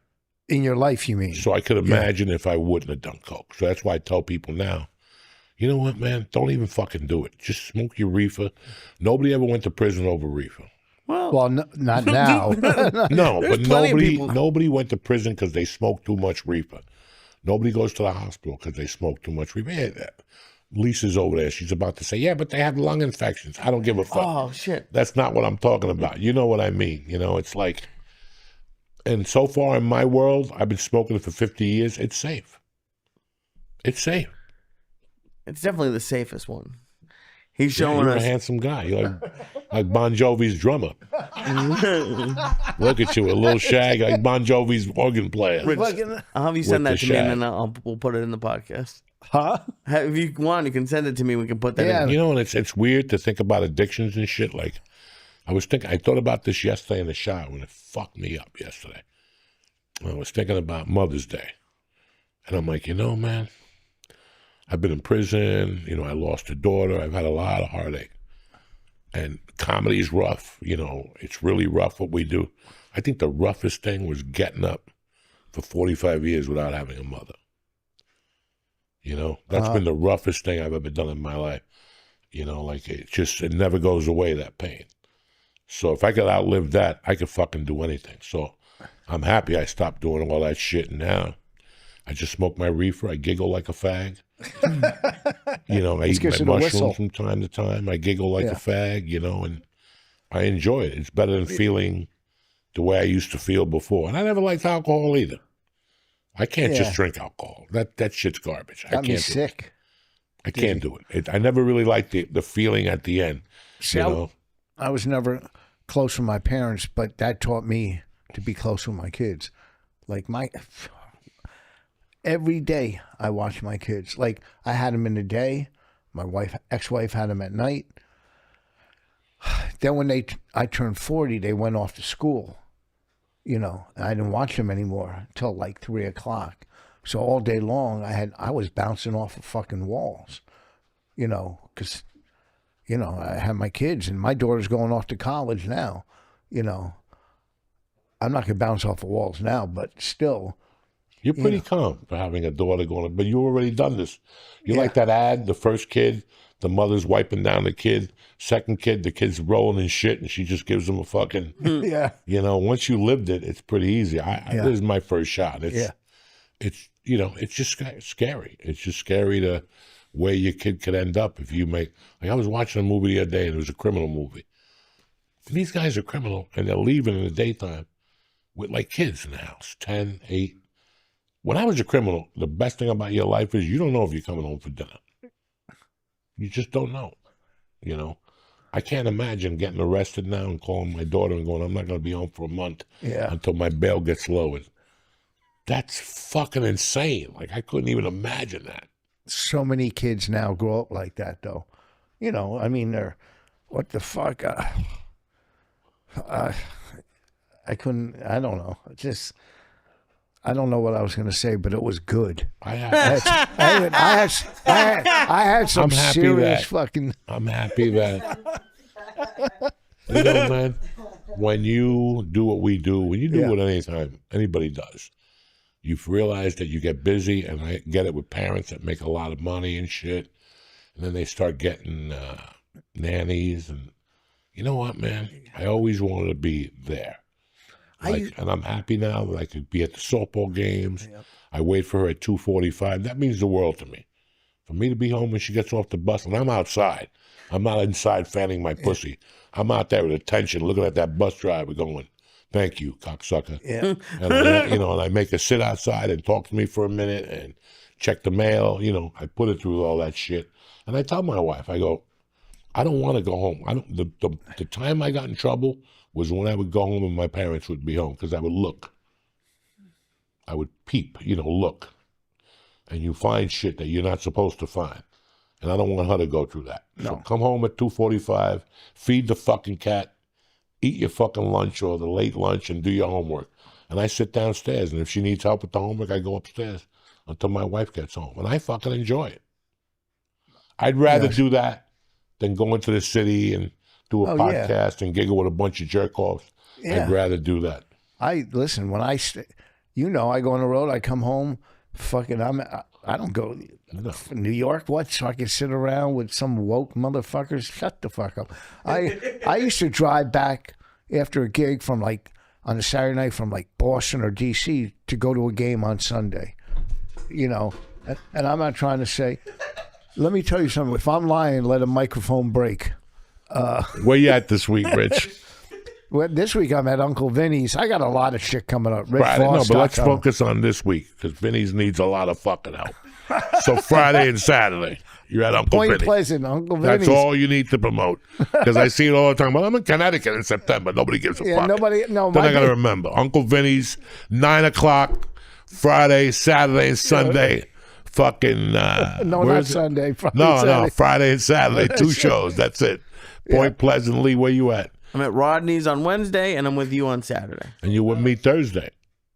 At the dojo? At the dojo, yeah. We're I at didn't the know dojo. about that one. Well, guess where I am Thursday? Friday, I'm with Rich. I'm going to go down there and fuck around with Rich. And Saturday, I'm in Philadelphia at Parks Casino. It's sold out, so don't even bother. I'm coming to the dojo Thursday. All right. I'll catch you in August, cocksuckers. You're going... That's the next show at the park. So yeah? If you're not, it's sold out. That was fucking great when we worked there. Fuck yeah. That fucking spray they put in the fucking They don't fuck around, Parks. Parks is a high-level organization. I support them to the utmost. That's great. I support the city of Philadelphia. I like people who got no class. And I got no class either. So it works for each other. We got no class. Nobody has to hide shit. I don't have to drive down there and make believe I'm somebody. I'm just a Philly dirtbag. I'm going to go down there and go to Merlino's Cheesesteaks, eat some of that gangster shit on Saturday, and that's it. From there, I'm going to shoot over, do the show, and I'm 42 minutes away. And we added a special guest.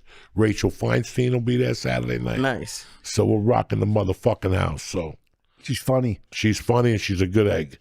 Yeah. She's a very good egg. So I'm happy you came on today, cocksucker. I used to park cars at the London House in Denver. At Denver. In Denver, when I lived in Denver. I never knew you lived in Denver. Just for 2 months, and then I couldn't get any Coke, so I came back home. You should have gone to Boulders, where you get Boulders. You know what I'm saying? Mr. Lucky's. Thank you for coming on, brother. Thank you for having me. Thank you, Lee, cocksucker. You Love you, okay buddy. today? I only made you take like 300, so this is the zone now. This is So the we got zone. more ABXs next week. I can't wait. All right. Stay black. Have a great week. And I want to thank our sponsors for always having our back. Love you. Kick this motherfucking Neil Lee.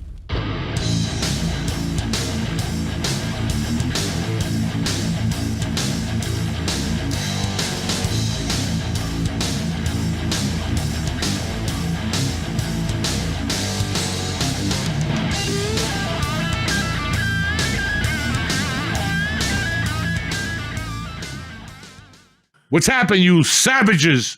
We're back like herpes, Uncle Joey, and my trusted little Cato, Lee Syatt, Hiya. a.k.a. the Flying Jew.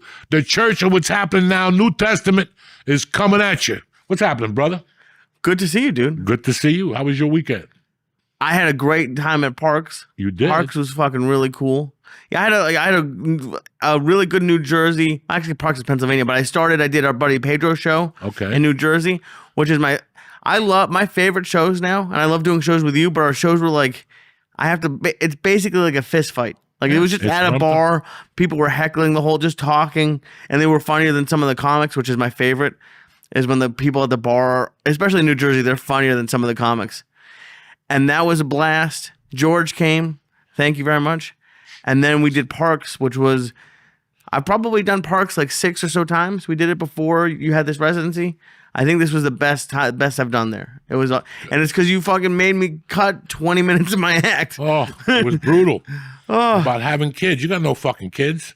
You dated a chick that had kids 4 years ago, and you're still saying A they year call ago. your titties chubby and all that shit. Knock it off. Well, and it worked. I knew it was going to work. It was crazy. But do you see how material works? You have to let it go like a fucking a girlfriend with herpes. You got to let them go. You can't call them back. That's it. She gave me the fucking herp for Thanksgiving. I'm done. For Thanksgiving. That's the fucking discipline. I ain't going back to that. Right. Yeah, but it's hard to get rid of it, especially, I don't know, I hold on to it like it's like a life raft. I'm in the No, Titanic. Get rid of it. Get rid of it. Nobody wants to hear it. Get rid of it. But you get rid of stuff like a week in. If they're just laughing from the top, I ain't want to say it. Right. I want to dig into them. And trust me, I ain't doing a good job of digging in it either. But that's what I'm saying to you, that when you know what material's not working. We all have material that's, when you first start headlining, you go from doing 20 minutes at the club every night in California to doing 45 to an hour. Yeah, you're going to put 10 minutes in there, that's going to lullaby them until you build, but you're going to put it in the medium. They've already been dead for the first 20 minutes. So from 23 to 30 minutes, you might have a stupid story about your grandmother that's 2 people laugh at. That's stalling. I do it too. No, everybody does it. But then those last 15 minutes, you pick that shit up like a fucking... And I was closing with it. It was the best. It was like, I thought it got laughs in certain rooms, but it had started to like wane off. And then when you told me to get rid of it, I was not mad. I don't want to say mad, but I was like, how can I get rid of 20 minutes? Like, it's Thank not. God. Jesus Christ. I think when I get rid of material, that's what I say to myself. Thank fucking God I don't have to do that stupid fucking joke anymore. Oh, I'm at the point where I'm just trying to get material. And then 5 years from now, when you look at that YouTube tape, you're going to go, thank God he told me to get rid of that material. Right. Thank God I got rid of that and everything else I said on that fucking 30-minute special. And that's how I feel. I looked at something last week. I was preparing for the weekend, and I looked at an old tape, and I was like, oh, my God, I got to shut this shit off. But then how come like when you're doing it and it's killing, you're like, this is going great? Because you're under the ether. Your mind is playing tricks on you. It's like when you do a shitty movie, Right. but you think it's fucking great, and on the set, everybody's talking about, oh, my God, and all of a sudden the movie comes out, and nothing happens. And you're like, and you look at the movie again and go, Jesus Christ, they're right. It's the same thing. We do it all the time. We meet a girl, we expect them, they're single, and all of a sudden we start fucking projecting. We're going to do this. I'm going to take her here. And all of a sudden, She stops calling you back. what the fuck? Right. It's Ether is a motherfucker. Ether is horrible. And now I learned how to catch it. But I'm 60. I didn't need it now. I needed it 30 fucking years ago. When I was doing something, I could say in the middle of it, this sucks. I'm out of here. I was thinking about that the other day. Isn't it fucked up that the smart, the most, and then you have no time left? Yeah. You get wise at the end, and then you got 3 years left. I know how to swindle Social Security now. You know what I'm saying? It's fucking crazy, the things you learn about yourself when it's too late. Like after you hit somebody in the head with an iron, you learn, restraint control or whatever the fuck they talk about. Anger management? Yeah, anger management. You don't know these things. And ether's one of those things. When a girl gets married, she's under the fucking ether. She's retarded. From the minute she gets the engagement ring to the day she walks on the aisle, she's damaged goods. Everything is great. The fucking pigeons are great. The mother's gonna dress in black. It's like a constant fucking mind fuck. And it's the ether. I'm gonna do this, and Cindy's coming, and who gives a fuck about Cindy? We forgot what the fuck this day is about. So it's ether. Right. It's ether. It's about you and her lasting forever. I don't want to go to a wedding, but while I'm on the wedding, I'm like, let's see if the odds are on DraftKings. Let's see if the odds are on FanDuel. You see it. Years ago, the fucking guy from San Antonio married the Mexican chick from Desperate Housewives. Nobody remembers that? Tony Parker. They had a $50 million wedding. White pigeons, limos, white people, the whole fucking thing. He's black, she's fucking Mexican. They had white people there. Oprah was there. Then he cheated on her with the Mexican housekeeper 2 years later. With the chubby chick from The View. That fucking retard. With the chubby black chick. She had a big wedding, Long Island, Oprah, the Hamptons, everybody. He was fucking some ugly black chick 3 weeks later. You're under the ether. And you actually know he's fucking that chick. But as a woman, you're under the ether. You're getting married, motherfucker. His dick's been smelling weird. His breath's been smelling weird. He's been fucking staying out on hours. But you're getting married. You're getting married. So, and then after you get married, a year in, you're like, this motherfucker's been cheating on me since day one. But you were too busy under the ether because pigeons were going to get thrown out at your fucking wedding. You dumb motherfucker. Well, your industry is kind of weird. Don't people get married as entertainers or anybody just for a business thing? They do it knowing they don't love each other. Knowing it's just for Well, probably those Hollywood animals get married, fucking the vampire and Katy Perry. She's retarded, The vampire? That kid, Russell Brand, the vampire, whatever his fucking name is. I forgot about him. These people, they fall in love, and that's the worst, those Hollywood couples, because it's all fucking ether. It's all ether. What about, I keep seeing, because I think his show's out now, Angelina Jolie and Billy Bob, when he had her blood around it and they were making out on the red carpet. Disgust. Who's your father? Who raised you? But no, what we're just talking about is what really happens to people. Right. We really go under the ether, and you could ask professional athletes; they'll tell you. That season, I didn't know what was going on. I was banging my baby's mama. I was doing this. I was doing that. It's fucking hard, man, and we all fall under that. What, do you have a sign or how do you notice you're under the ether? When you go see the finished result, or when you see your set, or you see how your set does, or it's just something that you snap out of it once you fucking see it. Once you see it, you snap the fuck out of it. Is that why when you see athletes? And then you understand the whole, how it got there. Do you understand me? Right. Once you see it go down, you'll go, oh shit. This Netflix special. I was doing comedy everywhere in town, but at the Comedy Store. Because in my mind, I thought that those people, those 240 people, were going to add up and everybody was going to see my jokes. So I went to all these clubs that I wouldn't perform usually at. When I shot the special, as I walked out of there, I knew the ether. In my mind, I thought if I didn't go to the store, I would do better. It was a fucking stupid move. Thank God I recognized that, but I've done that 20 times. And I'm not just the only one. We have all done that. How many times have you shot a pilot? We shot a pilot. And everybody's giggling at the pilot. That's the funniest fucking thing. and then the pilot don't get picked up, you already bought the house, so now you got to suck dick and start an OnlyFans because you listen to everybody, and you bought a house, $500,000 in Long Island with your husband who's a plumber. You know, he's barely making it. You know, new construction's down 80%, but you hooked up with a fucking plumber. Okay, that's what it is. That's what it is. You know, and then you read the Friends story where they shot the pilot, they got taken to Vegas, and the motherfucker gave him $500 a piece and said, go in the casino. This is the last time you're going to be able to walk like this, ever. Okay? So obviously there was no ether there. That was an inside hit job.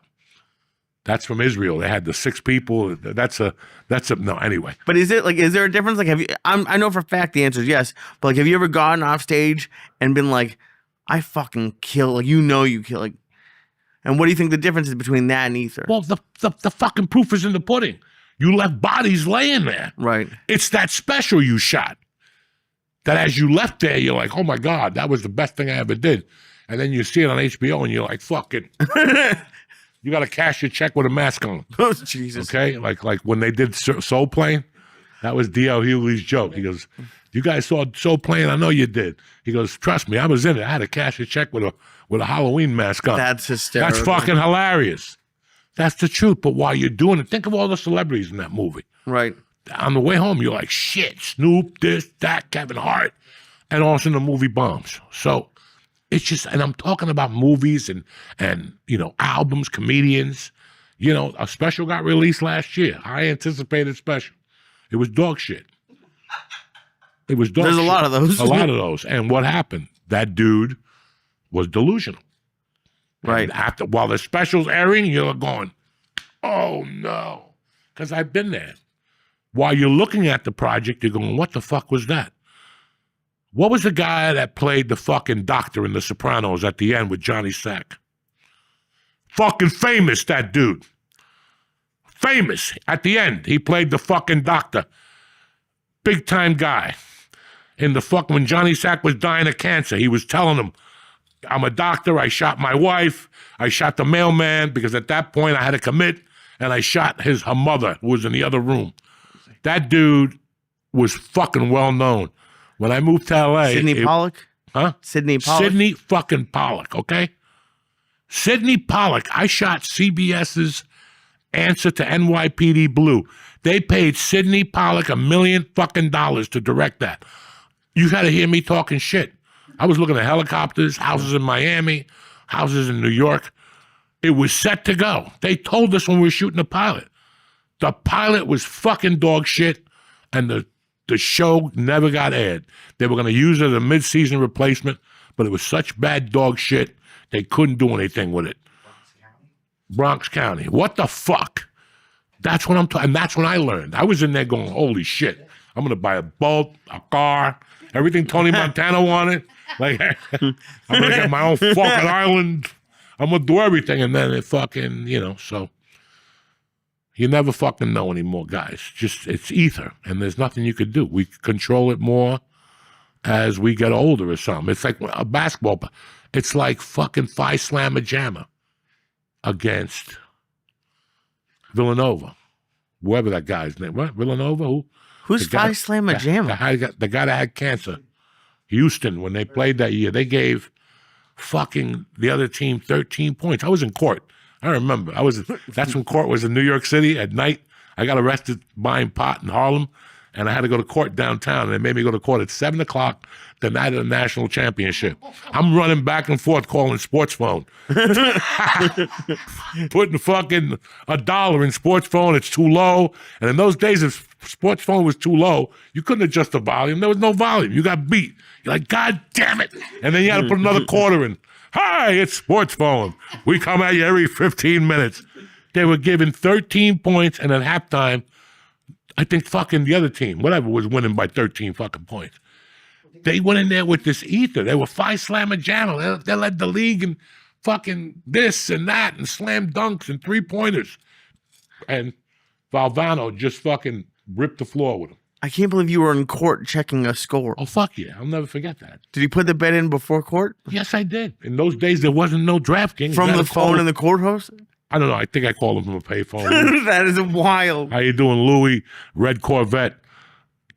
Confirm your number, 648. What do you like?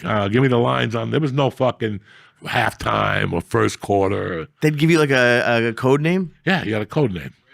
Oh, shit. And I used to use my school teacher had a connection, Okay. and he had a Gray Cavalier. So that was his name, Gray Cavalier. So I would look at his phone when he called. One day I stole the number, and I started calling Gray Cavalier. Give me San Diego 50. Hysterical. And I saw him a week later. He's like, somebody's been calling in my account. Mr. Also- McGrath, the quarterback coach. It's not really like shouldn't there have been a better way to get a code name? If you're using your car as your code name, Listen, Lee. aren't the cops going to figure it out? Lee, who gives a fuck? Okay, it was 1982. You think I'm worried about code names? in Kinda. I would 1982? be. Don't worry about nothing. You've had more problems. Cocaine and cheeseburgers. Don't worry about the fucking, you know what I'm saying? You got more problems. You got problems about cocaine and cheeseburger. Never mind you saying Gray Cavalier over the fucking phone. Okay? Cocaine. I like cheeseburgers. I know you do. And it was 1982, so cocaine was in your bloodstream too. I hope you like cocaine I hope you like cheeseburgers with cocaine used as salt on your Ooh, cheeseburger. what do they call that? They call it a black dick. We'll be right back, cocksuckers, with our guest. Hey, Uncle Joe here. I don't know if you guys got the message, but Sundays just got way more fun because college football is back, baby. No going to church. Think you know the game? Put your money where your mouth is with DraftKings Sportsbook. Turn up your picks into big-time payouts. They've got live betting, rivalry week odd boost, and tons more to keep you entertained all season long. It's going to be a tremendous college football season at DraftKings. Now get ready to start to fall off right because they got something special for first-timers. You ready? New DraftKings customers, get ready. You bet $5 and get $300 in bonus bets instantly. $5, $300 in bonus bets instantly to test your college knowledge. Download the DraftKings Sportsbook app and press code JOEY, J-O-E-Y. That's code JOEY, J-O-E-Y, for new customers to get $300 in bonus bets instantly when you just bet $5 in partnership with DraftKings Sportsbook. Listen, I love DraftKings. You know why? Because the crown is yours.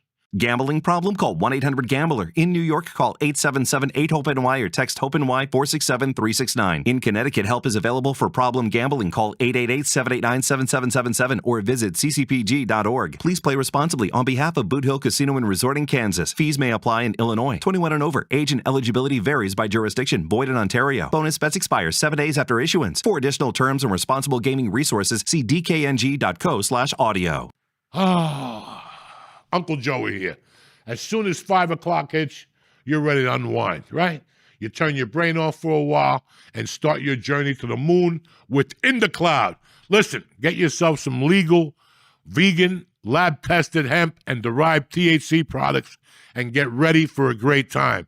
Listen, I love these products, especially the Vampire. In the Cloud is available in different THC levels, so you're never getting a surprise high. And remember what I'm telling you here. If you got to be 21 or over. Now's your chance to float above the stress because In the Cloud is giving new customers 25% off their first order plus free shipping. I said it. That's right. 25% off their first order plus free shipping. Just pressing code CHURCH, CHURCH at inthecloud.co or click the link in the show notes. That's inthecloud.co, inthecloud.co. Use code CHURCH for free shipping, plus 25% off your first order. When you order, fill out that quick little survey, and it supports the show and keeps In the Cloud sending you the good stuff. So go ahead, grab a gummy, and vibe out with In the Cloud. I just did. We're back, Jack. Uncle Joey with my girl here. What's your name? Catherine Narducci. Lorraine Bracco. No. It's I'm too It's high. Catherine Narducci, Narducci. motherfucker. I know, the fucking edible hit me. What's happening, beautiful? What's going on? I haven't seen you in years. You don't even know who your guest is. Oh my God. What's up, beautiful? Holy shit. Thank you for coming over. Thank you. I know it's a long hike over on the ferry. I was like Barbara Streisand in Funny Girl. Don't rain on my parade. I wanted to sing on the tip of the ship. You can Coming sing here. now. They love you at Camerland. Everything is beautiful. Everything is warm. There's your new career. Huh? Broadway.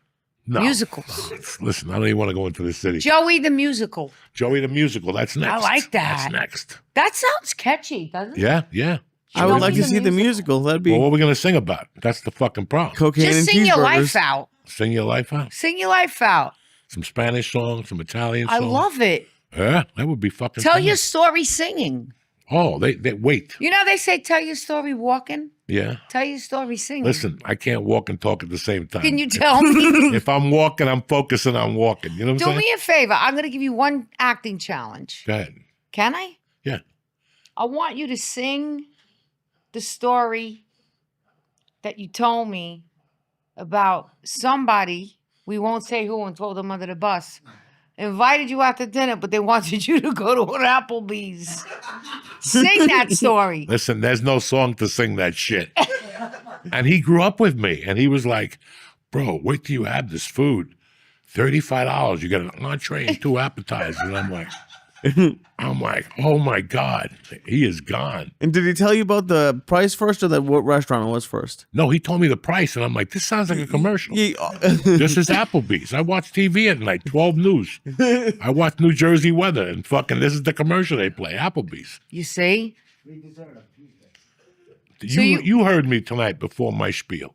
I'm very fucking serious about food. Yeah. And when I was in California, you ask him how hard I railed him. Because we're fucking East Coast people. Yeah. We don't need to be reminded of what we can and can't eat from our childhood. But we're not going to eat shit just to hang out with people. Yeah. Like, I refuse that. Like, I refuse that shit. Yeah. Like, if you call me and go, hey, we really want to invite you to a table read, and I've done this before, across from where, up the block from Church's Chicken, well, not Church's, the one in L.A. with the fucking waffle and Oh, chicken. with the Waffle Roscoe's. House. Roscoe's. But across the street, there's a studio. A couple blocks from there. Gower Studios. Sunset and Gallery. Gower Studios. I was supposed to go remember. there for a table read and shit.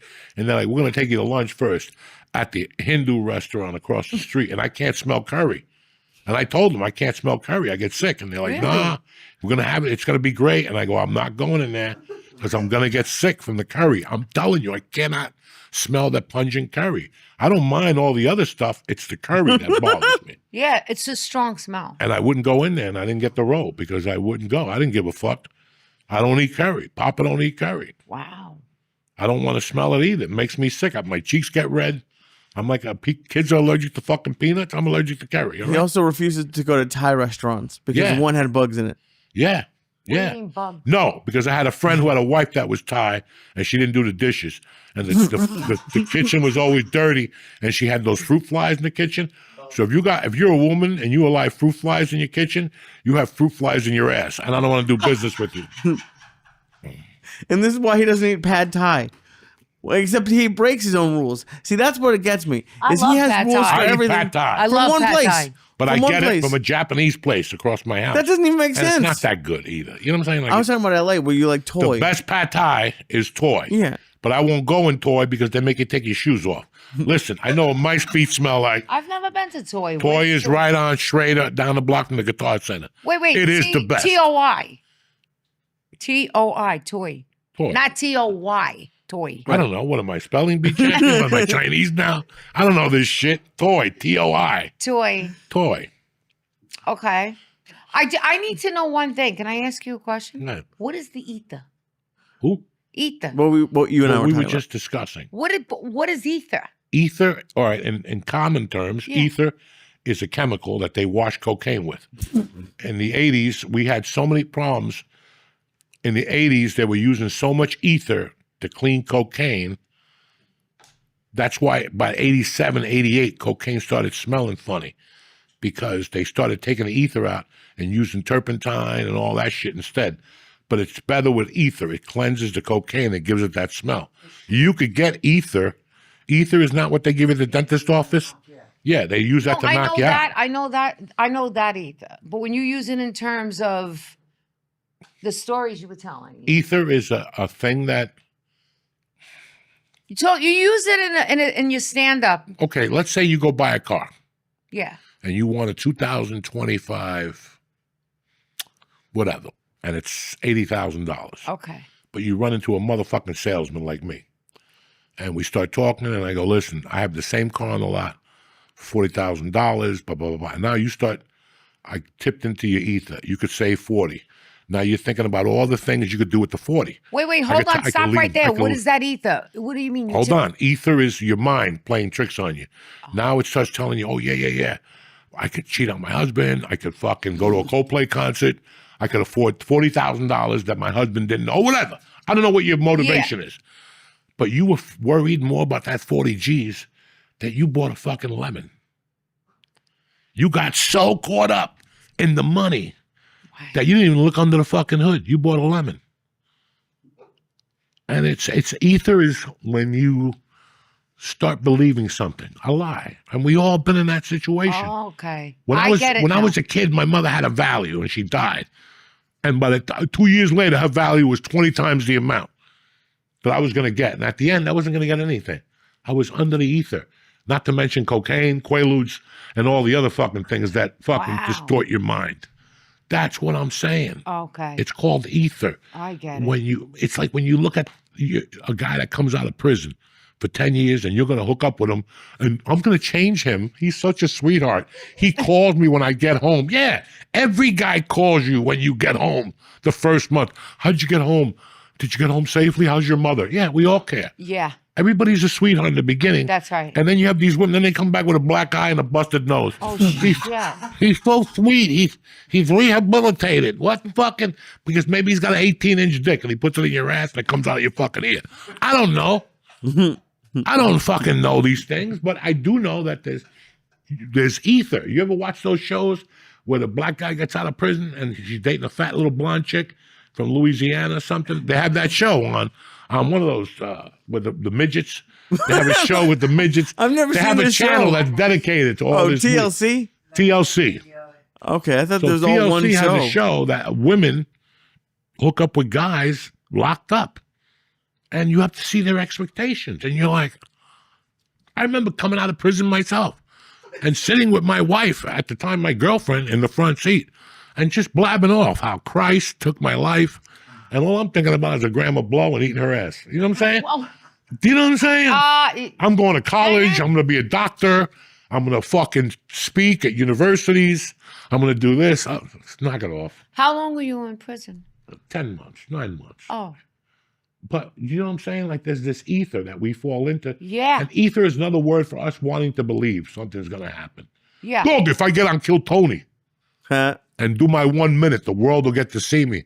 And I could get on the fucking Tonight Show. Or HBO could give me a deal. That's ether. But and it's you've only almost been like you're delusional. But you've only been doing comedy for a year and a half. But the crazy thing is, it's not like these things do happen. People do get on Kill Tony. People They do do get happen. discovered in LA and like go They from, do happen. So like it fucks with you. Like it does. Like you think it's, you think it's a possibility, and it is a possibility. But it's. I just had the ether happen to me with a car. Like I did like sometimes like you always talk about like doing too much research or like thinking too much about something. I did all this research on a car. I loved it until I got it. Now I was like, there's 8 things I hate about it. And I did too much with it. So it's weird how you don't snap. But you were saying you snapped out of it. Like you were able to snap out of it. Well, no. You blow so much smoke up your ass so long. That's what I'm trying to say.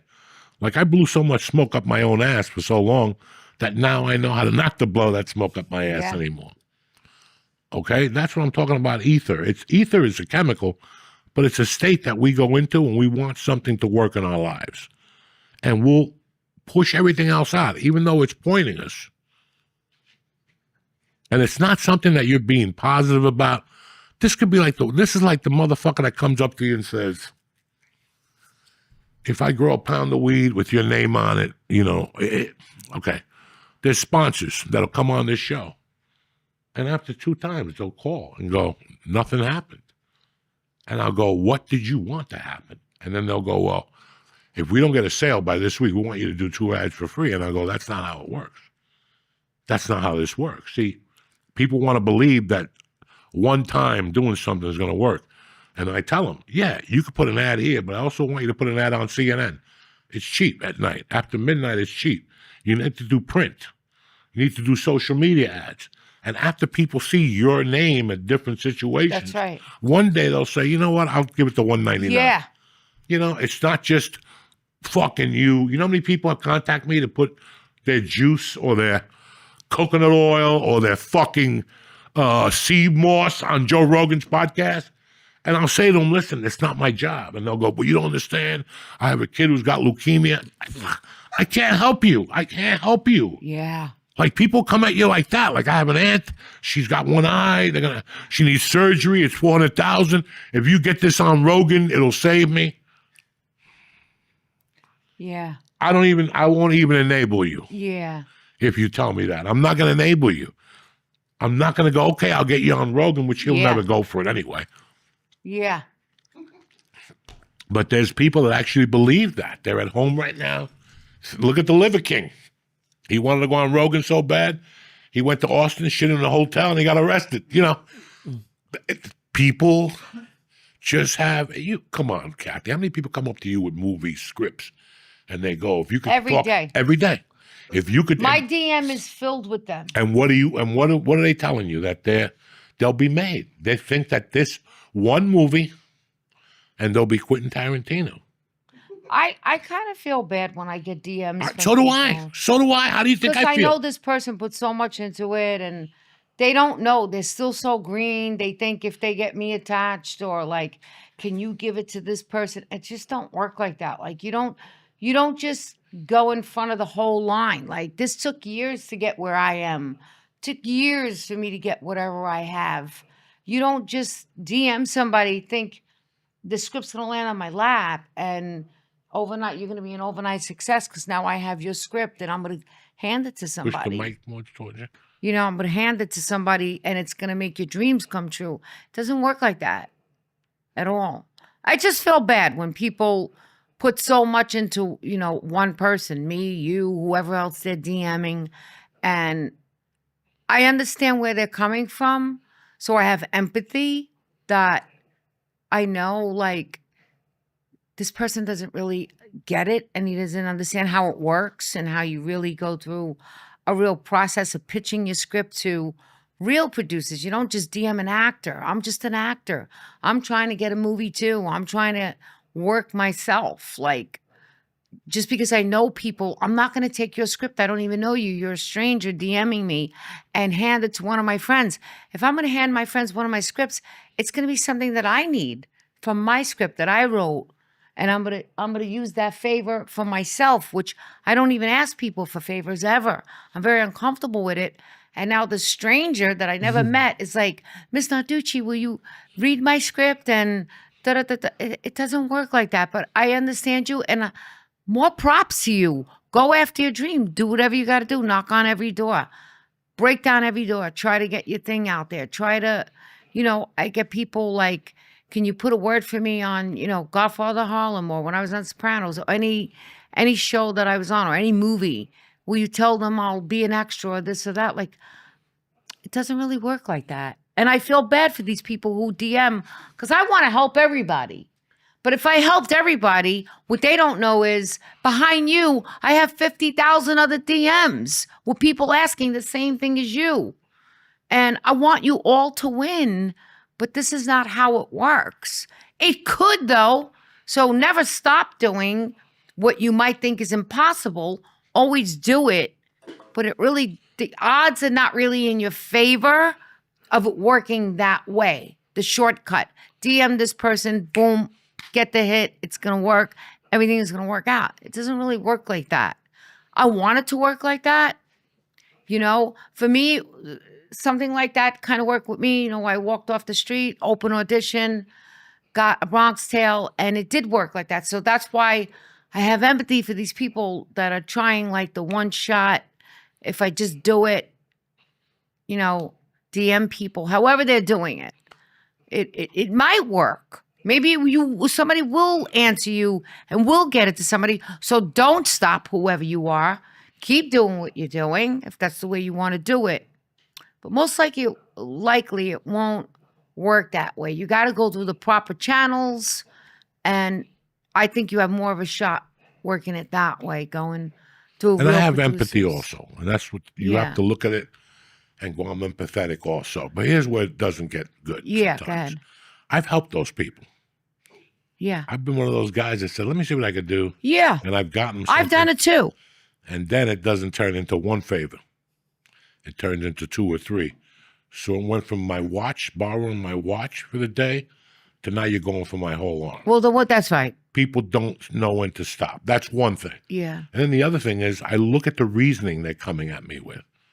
And like I said to you guys, I've had people contact me and say, I need this.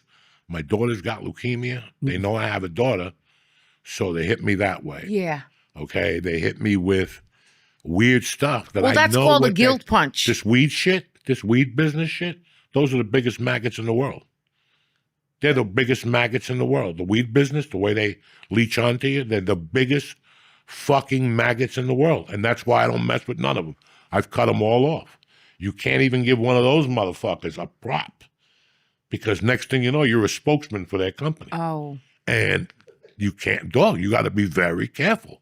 Yeah. And you try to walk the earth as a Christian, kung fu, helping people out. Yes. But people don't know when when no is no. People don't know when you reach your limit. When there's nothing I could do for you. I wish I could help you. Yeah. But you're at, before anything happens in my world, I got 20 people that I love and cheer for. Before I donate to the Red Cross or fucking this guy, I got 20 family members that you know what I'm saying? Yes. If you think I'm going to give $200,000 to some art gallery to have a party and drink wine, ha ha ha, but my fucking people are starving, my people ain't doing shit. Yeah. No, I'm not doing that. Yeah. That's what most people do. They want to save the world, but not the people in front of their fucking eyes, okay? Yeah. I'm one of those guys. So you want me to do this for you, but meanwhile, I got people in front of you that have been with me for 20 fucking years, walking around, eating, taking shit, fucking whatever, and that's what people don't understand either. Like, I get requests for things. I mean, I get people asking me to ask Joe Rogan for UFC tickets. For $10,000 tickets. They don't even know the man. Yeah. I get people asking me to give De Niro. That's the biggest request. Can you give this to De Niro? My father was in the mafia, and they think he's really in the mafia. I'm like, look, I was married to him in a movie. He's not really my husband. I can't ask for favors like that. It was fake. I'm not really. But I do, like you, I help where I can help. But people that I know, or sometimes a stranger, one stranger will hit it right, say it right, do it in a way right, where they're not trying to not do it right. They're just being them. And I see it's coming from a raw, honest place. And they're like, Miss Narducci, if there's anything, I'll be an extra, this, that.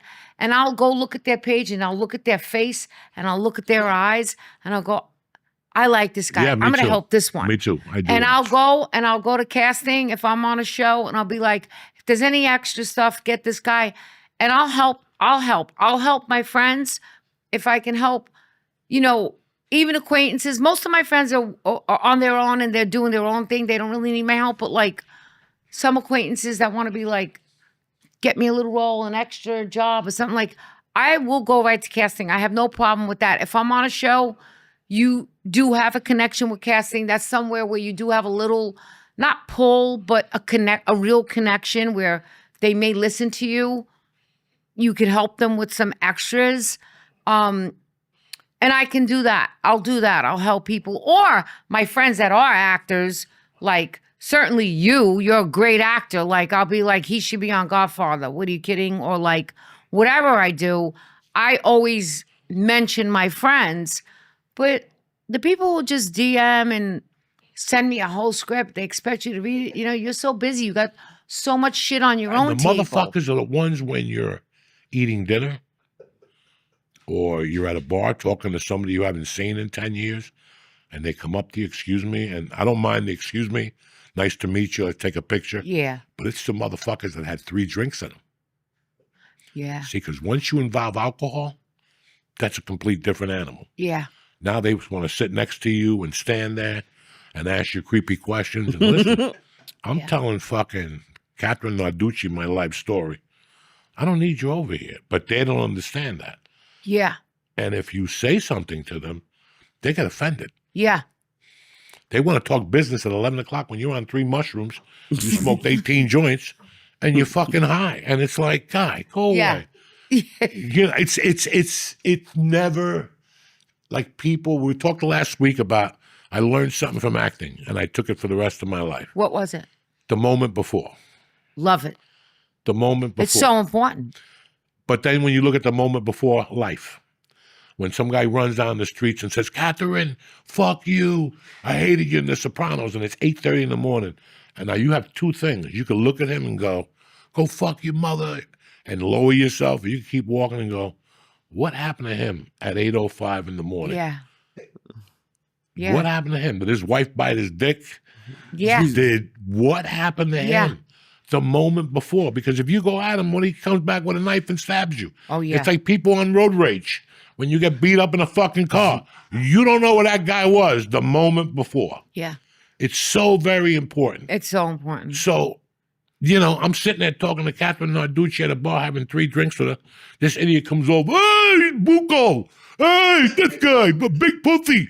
And then on, and all of a sudden you're like, you know, my mother just died. And they just cry. They don't know what the moment before. So when you walk over there, be very cautious. And that's something that you learn at your home. Yeah. That's not something you learn at night. You learn that in your home. Your mother taught you that shit. Yeah. You know, approach him, say hello, and keep fucking walking. He's talking to a woman. People feel like they know you. And listen, these are all the things of why we got into our business. These are all the opposite. Like, I watched Ole Ole. Did you ever see Ole Ole? No. The Rolling Stones in South America? No. How Mick Jagger walks by himself. Mick Jagger loves to fuck with people. So, like, remember a year ago, he went into Nashville and sat at a bar for like an hour? He's the king of that shit. Yeah. And they asked him, they said, Bill Murray does that too. Yeah, aren't you scared that people are going to bother you? Yeah. And Mick Jagger goes, it's part of the gig, man. Yeah. It's really part of the gig. Yeah. That's all part of the gig. I love people. Yeah. It's the people that come up to you expecting something. Yeah. You know, I told a joke on stage. I go to a strip club by my house. Once or twice, I go in there. I eat some mushrooms. This is true? Yeah, I go in the, you know, there's like, listen, there's nothing there to see. There's nothing, they have TVs and the music is good and the DJ is hilarious because he curses and stuff. He's like, get this big ass bitch up on stage and all that type of shit. So you're just strolling, dip in and out, get stroll, amused, go I'll home. stroll in, I won't even get a lap dance. Yeah. I'm too embarrassed. You're to just get a lap going in, you're getting the dip in and out, little amused, go home. Every time I go in there. Wrap it up. The first home. night I went in there was great. The second night, 3 kids come over to me all creepy. Now, if this is a strip club, look your best. They still got the hat on from the farm, you know. 3 fucking dudes and botzes from, you know, like they said, if they're from anywhere else from Brooklyn, they're all farmers. These guys were farmers. They hadn't bathed. It's Friday. They went right from work to out. And they come over to me, you know, you Joey Diaz. And I went to a strip club. Dancing titties, Russian chick up there shaking her tits, looking at the pole. You Joey Diaz? Yeah, I'm Aaron Rodgers. No, I'm Aaron Rodgers. Hey, do you really know Joe Rogan? They're 25 years old. Then they start with, does he really eat elk meat every day? Does he really go in a tub? And I go, yeah. But the whole time I'm thinking, this is society. It's like that guy you bumped into with the big ass that said hello to you. Oh, before. God. They got no testosterone. Why would a 25-year-old talk to a fat fuck felon, old fuck, about another old fuck that lives in Texas that eats elk? There's pussy everywhere. There's bitches everywhere. But you rather talk to me about Joe Rogan? And does he eat elk on a Friday fucking night? And you want to ask me what's wrong with fucking society at the highest level? That's what's wrong with society. I'm there with a bunch of pussy Whether you like it or not, it's still pussy. You can smell it in the fucking air. And you want to talk about Joe Rogan? What do you do in that case? I put my beard down, I get in the car, and I go home and smoke 15 joints and pray for society. Pray that the Israeli don't get them. Pray that Israel don't get them. What do you do? What the fuck do you do? When I'm in a strip club, I don't want to talk. First off, I'm 62. I can't hear you. If there's music on, No, me either. you want to come and talk, you're going to be green in the face. Yeah. Because I'm just going to go, really? Yeah. And then look over. And you can keep talking after that because I'm looking at bitches. I didn't come here to talk to fucking anybody. Okay? I want to look at naked women. I'm 62 years old. I've earned that right. Yeah, you have. I'm not in a park with a long jacket, a rain jacket on. You're not giving even getting a lollipops lap to little dance. You're girls. allowed to sit there and look. I don't want a lap dance. That's still embarrassing too. Yeah. Then you come in your pants and you squeak out of there. I got to squeak out of there with that. And then I got an itchy nut and red skin for a month because I didn't want to dry patch it in the car. No, I'm too old for that shit. Yeah. Now I got to dry Man, this patch. is a lot of information. We know how we do it here, Catherine. Oh, man. So I want to ask you a question now. Go ahead. You sent me a funny photo because you liked the movie The Alto Nights. One of my favorites. And you sent me a photo. I love that you sent me the photo of your house, your TV in your, where was that? Basement. In your basement.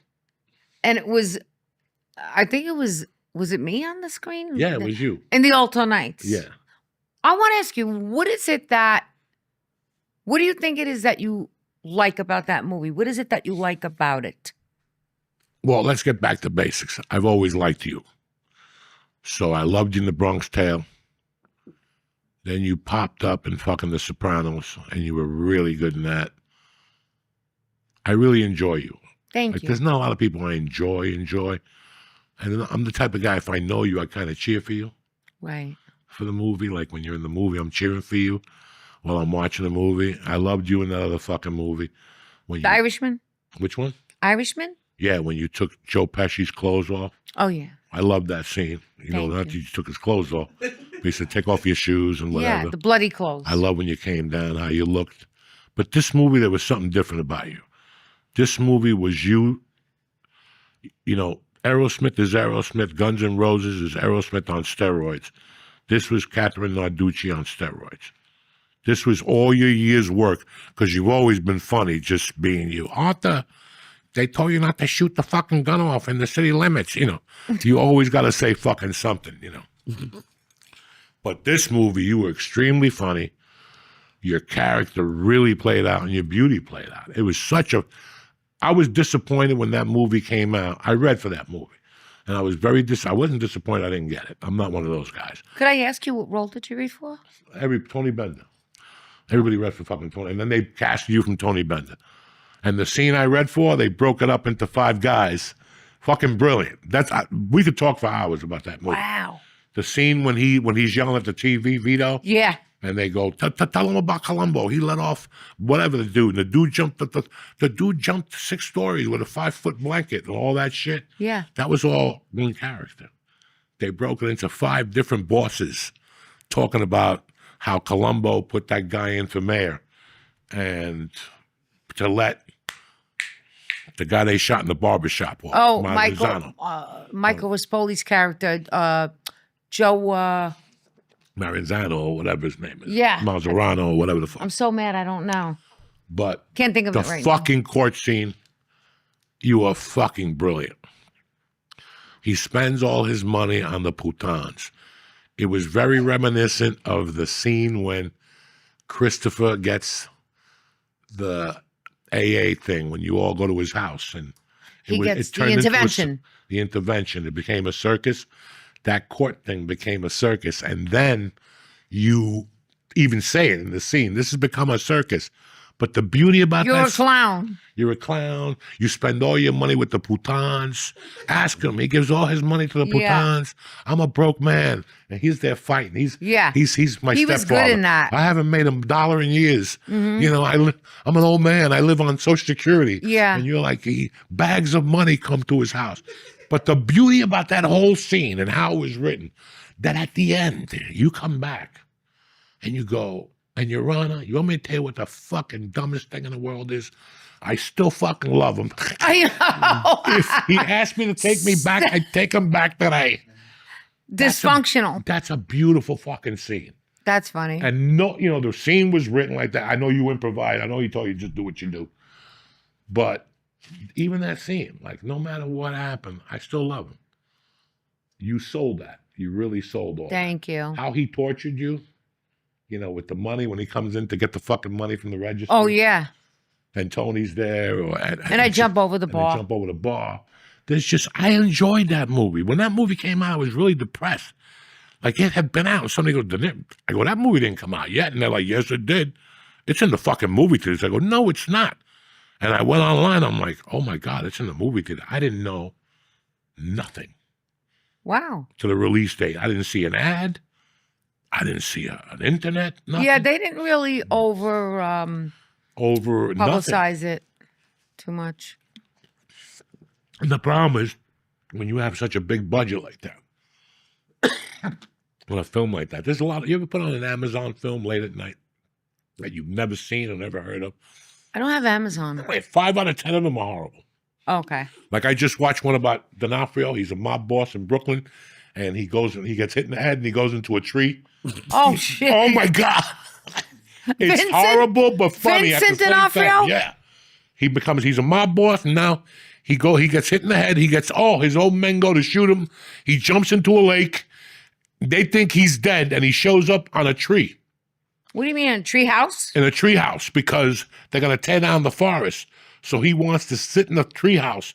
So he's a mob boss. They're all coming to him, going, please, Vito, come down. In a tree house. In a fucking tree house. Oh, my God. Cute movie. But then there's like another one. There's like 20 Italian movies on there that all of them should be banned. All of them. Like, Are you in Graveyard? No. And then. Not even just taken off, just banned. Why are they? What's that? They should be banned. These movies are just never made them. But there's a movie on Amazon. Let me tell you the cast. Go ahead. Godfather of Harlem. The black dude. Yeah. Oh, are you talking about Forrest Whitaker. It's Forrest Whitaker. Oh, Forrest Whitaker. It's Ray Liotta. It's fucking Justin Timberlake's wife. Jessica Biel. Fucking gorgeous. Gorgeous. I mean, it's an all-star lineup. The English kid from the movie with fucking Angelina Jolie. I mean, great names. Movie was shot in Toy. It was shot in Toy, but I have a friend who was the hot dog man on that movie. And it's a movie about Ray Liotta comes out of prison, and he goes to see his daughter, and it's Jessica Biel, but he can't tell her. And Jessica kind of hits on him, and now he's caught between a rock and a hard place, and he's going to die. Wait a minute, his daughter's hitting on him? She doesn't know it's his father. Oh, that's creepy. He goes to the strip club. Wait, how is this movie, though? It's a good movie. It's very interesting. Wow. Oh, shit. You know who plays the strip club owner? Roadhouse, the dude who died of cancer, with a fucking wig on like Walter McDowell. Whoa. What's the guy that died of cancer from Roadhouse? Oh, Patrick Swayze. Dog, it's an all-star fucking lineup. But I have a buddy who plays a hot dog man in a scene with Forrest Whitaker, one of Gabriel Iglesias' buddies. Shit. So I bumped into him and I go, bro, good dude too. I forget, he's on a commercial now too. I go, bro, I saw you in that movie. You were fucking great. I go, why didn't that movie ever get released? And he goes, they put so much money into the actors and the locations and shit that they ran out of money for the advertising. Wow. Really? And he goes, it happens a lot. What's the name of the movie? IMDb, Blue something. IMDb it. Patrick Swayze and who? Just put Ray Liotta's IMDb and Yeah, look I at gotta know. We gotta know now. No, this movie is fucking wild. And like they shot it all on Gardner. They shot it where I live. I know all those businesses there. So the end of Gardner is a floral shop. And that they just closed that during the pandemic because that's where fucking Powder Blue. Powder Blue. 2009. Who's in the movie? Tell them the cast. Yeah, give us the cast. We got Jessica Biel, Eddie Redmayne, Forrest Whitaker, Ray Liotta for Los Angeles. I thought Vincent D'Onofrio was in it. No. The other guy from Roadhouse. No, Forrest Whitaker, the Godfather of Harlem. That's what I'm Oh, talking. wait, what was Vincent D'Onofrio in? Oh, wait, he lived in the treehouse. Right. What was that movie? Patrick Swayze. Shit. This movie had to be long ago. Patrick Swayze's dead long. 2009. Oh. Armando Cosillo. That's my brother. He's in that movie. He plays a hot dog man. Yeah, his name's Jose. Yeah, he fucking told me. He goes, they ran out of budgeting. They ran out of advertising money. Wow. And a lot of times, a move that'll happen. So that's what I thought happened with Outdoor Nights. But I still wanted to see it. At the time, I couldn't take my daughter. I take my daughter to the movies. But That's she was nice. too busy with softball and shit. So finally it came on TV. Yeah. I paid for it first. Yeah. I paid for it. And I fucking liked it. I loved you. I loved Deborah Messing. I loved De Niro. Did you like him? as Vito. I mean, listen, I'm a De Niro dude. But as Vito, oh my fucking He was so God. good. Oh my fucking So God. good. A couple of those wise guys in that movie were fucking great. His Yeah. partner, Tony Bender. I didn't like the way they portrayed. Tony Bender passed away. Did he? After Yeah. the movie came out? Or before? Yeah. Before it came out. I really I love that guy. I didn't like Vito in that movie. The guy that played Vincent. The guy that played Vincent, what Vincent plays in Godfather of Harlem. The guy that was the boxer. Oh, the chin. The Chin. I didn't like the Chin in that movie. They made him look like a retard. The Chin wasn't a retard. He just shot the guy by mistake. He didn't shoot him right. And instead of shooting him 3 or 4 times, he shot him and ran away. Yeah. But that guy didn't go on to fucking lead a crime family being a retard. He ended up playing a retard later in his life, but it was also a scam. He was that brilliant that he played, Right. You know, He so played He that. He faked was it? that's the crazy. only guy I didn't like in that movie, how they played him. Everything else was solid. I liked the name of the club, the social club was the Alto Knights. Yeah, the alternate. I liked how Columbo was very politically fucking, that's what a gangster was, you know. They got to be in politics, rocking it. And I liked all that. And you were Yeah. great, man. I thought the movie was so good. I thought De Niro was on his game. I loved everybody in it. I loved the whole cast, and I loved Tony Bender. I thought he was so authentic and real, and his acting was honest. He was so chill, that guy, always just like himself. And that's the key to acting. You have to bring yourself. You have to. And I love what you said about acting. That's the key too. The moment before. It's like it's so important, the moment before. And what do you want from a scene also? It's like, how do I want you to feel when I walk in this room? How do I want you to feel? What's my objective? I want to be a good guest on this show. That's my objective today, right? I want it to be a good show. So try to find, what would I do to do that? Good subjects to talk about, make it interesting, but be natural and organic. That's my objective. I just want people to like the show. I hope people like this show and find it interesting. And how do we do that? We just come up with good subjects that we want to connect with people who are watching it. So, if we were filming this as a movie, it would be the same thing. What's your objective in this scene when you're filming the podcast scene? Well, I just want to be a good guest in this scene, right? It's so simple. Keep it all simple. Keep everything simple. And the moments before are great. It's a great thing. I'm glad you learned that. A long time ago, like when I first got to LA, somebody that's told so great. and I learned that was a $35 a month acting class. His name was Frank something, Italian guy from Brooklyn. Wow. And he taught on Monday nights. And I started with him, Frank Perna, something like that. And I started with him because he was close to the house. He was cheap. But the only thing I didn't like was it was Monday nights. And Monday nights was the hot comedy night in LA. So I'd have to go to class, do a scene, then leave. I didn't like doing that. Yeah. The guy was such a good teacher that I didn't want to do that. Right. And then I went to Ivana Chubbuck. Oh my God. And Ivana Chubbuck. She's like she's like the shit out She's there. the shit. Did you learn from her? Yes. What's the biggest takeaway from her class? She makes everything about sex. It's a But this is what she does to women. She doesn't make No. it. I take that back. No. She just, it's about, am I right? It's had a lot, because I sat in When on you it. fucking watch The Mayor of Eatontown, who was in that movie? The mayor, The female, the chick from Leo's wife in the fucking boat, the Titanic. Oh, God, she's amazing. That's When you read Kate. like that bitch has no barrier. She'll show you her pussy. She doesn't care how she looks. She's not. You know what my acting teacher used to say? This is gonna say what she is. My acting teacher Charlie, who died, used to say, "Stop being a mirror." Not to me.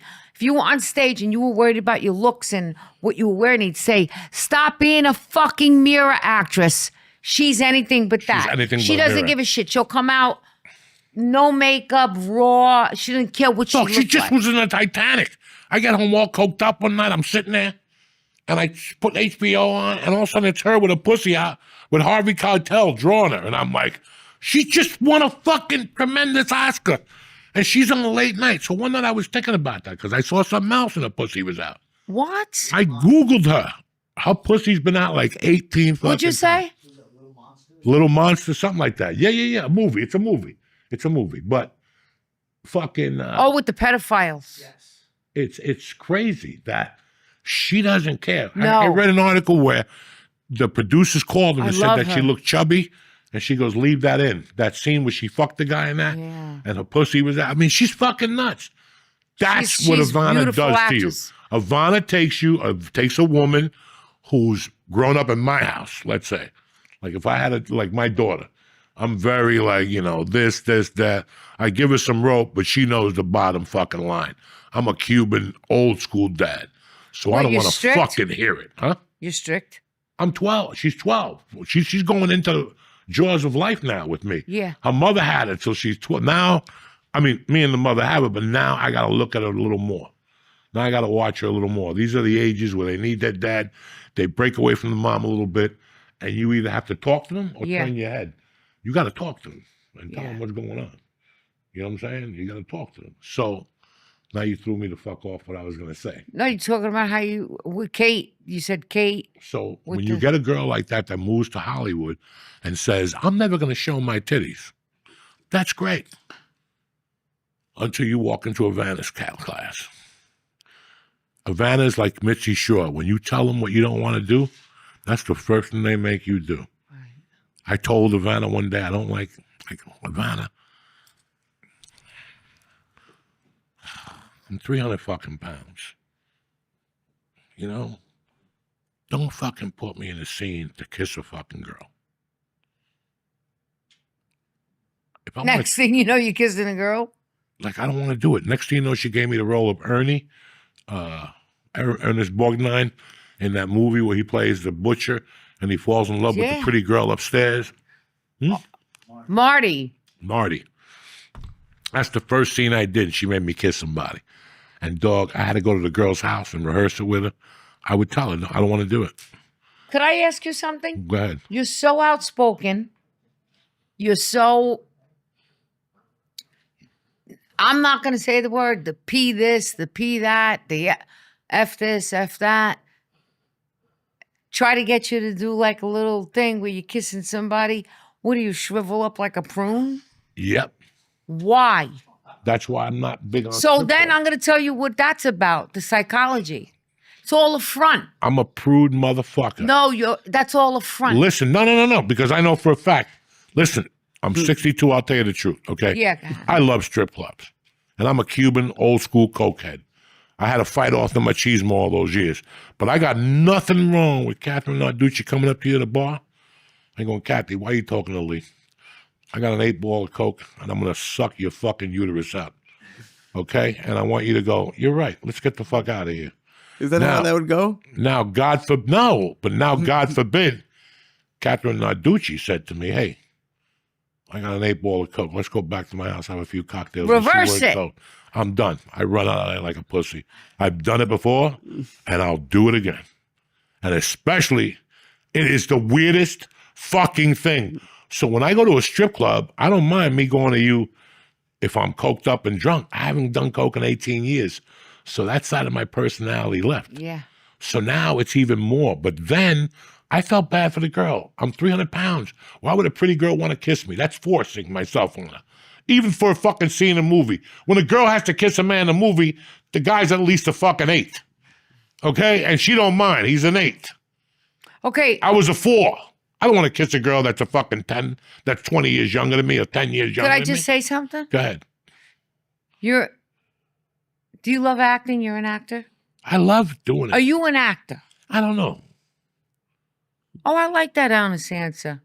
I don't know. It depends who I'm around. It depends who I'm with. It depends who I'm in a scene with. It depends who I'm working with. I don't know. I don't know. I can't do voices. I can't do fucking accents.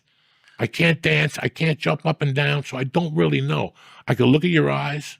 I could be sincere. I know all the principles of what I want to do because I stole the principles of acting and used it in my stand-up. So I was one of those dudes that understood acting. Yeah. Like I just told you about a movie I have an audition for. Yeah. Okay? I got to go to New Mexico. They're paying scale. They want you to play Italian, Mexican. Right. But what do they call it? A fox? that's not the point. That's not the point. At the border? Right. A smuggler, whatever, right? But the point is this. Coyote.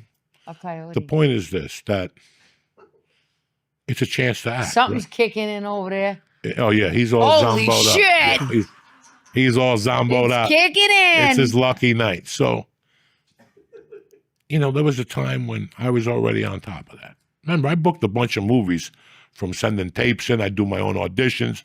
I get films in pre-production and get the scripts from the agency. Do you feel in your heart, of hearts, in your gut, the same way if I said to you, Joey, are you a comedian? That I am. Are you a comedian? Fuck yeah. Are you a good comedian? Yes. Do you understand comedy? Yes. Do you think you're a good comedian? There's better comedians, but I'm good. I could hold my own in a room. Let's just say that, okay? Okay. I could hold my own in a room. Okay. I'm not the best comic. I'm not the best writer, but energy and heart and enthusiasm always wins with me. Okay. It could be a minute joke, but the way I'm enthused about it, it becomes bigger. It's smoke and mirrors. Do you think that you were born to be a comedian? Yes. Is there anything else you can do better than comedy? Steal. Rob, plan. I love all that shit. Still today, you can steal better than you could be a comedian? No. That's not even in my world anymore. Okay, so I couldn't be a burglar now. You know what I'm saying? So I couldn't walk on the ladder. I can't go in through a mirror. I go in through a TV. I go in through a fucking window. I'm gonna be sore for 4 days. So stealing was survival. Comedy is for survival too, because comedy, I mean, I'm not a comedian, but I'm an actor and I understand the art form of a musician, a painter, or a comedian, an actor. Comedy was survival until I realized the stakes. I'd say that to you. That comedy was survival. I didn't want anybody to get a touch of me. I had just gone through a divorce. I owed $250,000 between attorneys, Discover cards, Visa cards, MasterCards, American Express card. I couldn't get a job because of the felony. What was I going to become? An acupuncturist? What was I going to do? I can't take the test. I can't get licensed. So at that point in my life, I was always a big fan of comedy. I never thought I'd headline. I figured I'd do comedy and drive around the country until I fucking got old or OD'd. When I started this, it was just to disappear and to find out who the fuck I was. Let's take this in a car, a moderate car. It wasn't no Cadillac. It wasn't no Maserati. It was an 89 Nissan B210 with a broken suspension. And I just wanted to go out there and see what was out there. But then the stakes got high. And then I found out that Tim Allen had done time. And other comedians had done time. And Lenny Bruce had been arrested a few times. So I felt in a good company. And then I read a Lenny Bruce book that he broke it down. He lived at that hotel, the Chelsea, and he did heroin, and he fucked strippers, and he slept all day. And I'm like, I'm in. That's what else do I want to do? So you identified. Lenny Bruce with playing in a jazz club, being a comedian in a strip club at night, and then going back to a hotel with no responsibility, no rent. You pay rent, but It's not a big house. You don't have to pay HOA to mow your lawn. It's just a fucking room, a woman, and a fucking syringe, and you're fucking and sucking, and you're writing comedy. What could be better than that? But it didn't work out for me that way because I didn't want to do heroin and do comedy. Of course. So, but what that meant to me was that you didn't want to be part of a society. It was like joining Hell's Angels. It was like So you were like a rebel. joining the mafia. You were a rebel. I was a rebel because I had no choice, because I couldn't get a job in the regular world. And I'm one of those guys, I'm not saying anything bad, but as much of a douchebag as he is, I'm not saying this, I'm saying from people's opinions. People don't like Sammy the Bull Gravano, but I got news for you. Sammy who? Sammy the Bull Gravano, nobody liked him, and I understood why. But that motherfucker could run a CEO, he could be a CEO of any fucking company. And there's a lot of those gangsters that could have been CEOs of any one of those companies. I just repeated this here to Lee and these guys one day. I learned good things from bad people. Okay? No matter how bad they are, they have one good fucking trait. Maybe it's remembering something. Maybe it's mathematics. I mean, what's the famous Jew? The fucking Meyer Lansky, These guys were he was a mastermind. He dropped out of school when he was 6, and he was dyslexic and with a bum leg to boot. It doesn't matter what your fucking, I have an IQ of 180. Well, but if you send money to Africans when they email you because your mother left you a will in Africa, what good is that 180? What good is if you go 10 for 10 on Jeopardy? I don't give a fuck about that. It's what you translate into the street. It's like functional fitness. When we're kids, we do curls and squats. I still do squats, but it's more for function now. I use bands and fucking, pulleys and whatever the fuck. So it's the same thing. You adjust. My point is, I have no idea because I took the same pills as Lee.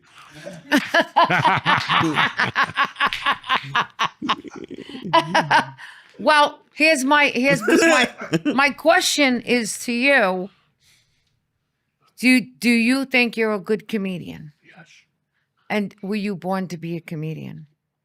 Yes, but then Well, you were more No, born. I was I'm going to born- tell you something about you. I was born to be a fucking attorney. I'm going to tell you something about you. A Jew attorney. Could I tell you something Yeah. about you? You still can be. And break it down a little bit from what I think. I think that on top of the hard exterior and the cursing and the fucking motherfuckers and you savages and everything, I think that there's a guy underneath that and behind that whole wall who gets on a stage and gives this massive, hard exterior. Like he's so brutal, he's so honest, and he's connecting to all these other hurt people who are hard and this macho kind of thing. But I think the connection with you is you also, on top of that hard exterior and that wall, I do believe that the real connection is not that. I think that we see through that wall and see that there's a guy behind all that who is actually like this really good guy, this teddy bear who you're on stage being a comedian and you're good at it. These are all your survival skills. And it's also you connect with these broken people in a way through your comedy. It's kind of like what's the word I'm looking for when you do reverse psychology? You're doing sort of a reverse psychology where you're like, come on, you motherfuckers, da, da, da, da, and you're like, you're using that, but you're connecting in a way where you grab them because they understand. We understand what you're doing. You're good at what you're doing. Like you're making a connection with these people with that hard exterior. This poor bastard. This guy is having a meltdown behind the scenes. Look at He's having a meltdown. No, you really are. You're like this guy that really connects in a way that it's almost like it's sort of like a psychology thing that you do where you come up with the hard exterior, but you're also connecting with people and helping people in a way where it's like, show me you're helping me without showing me you're helping me through your comedy. It's a good way of putting it.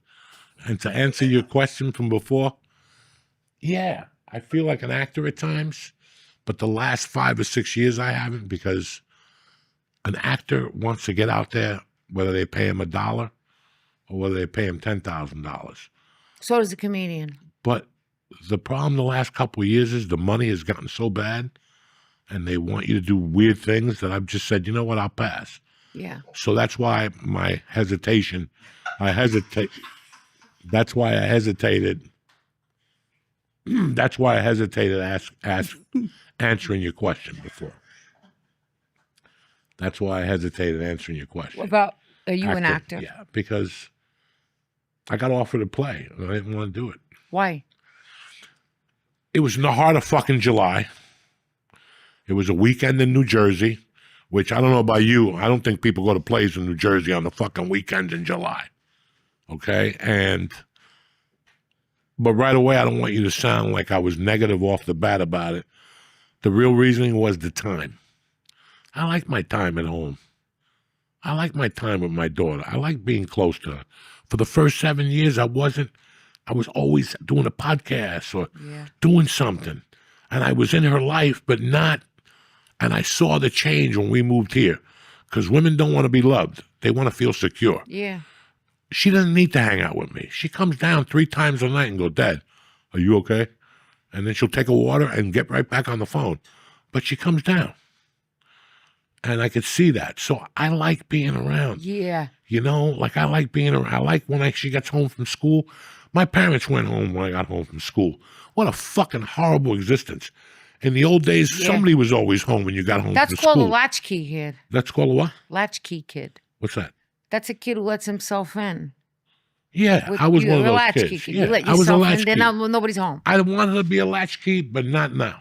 Yeah. A little later. Yeah. A little later. You follow me? There's just so many things. And when you do a play, you have to commit. That's a fucking commitment. You just can't wake up and go, well, today I don't feel like doing it. That's like anything else in life. You committed to something. There's 8 people waiting on you.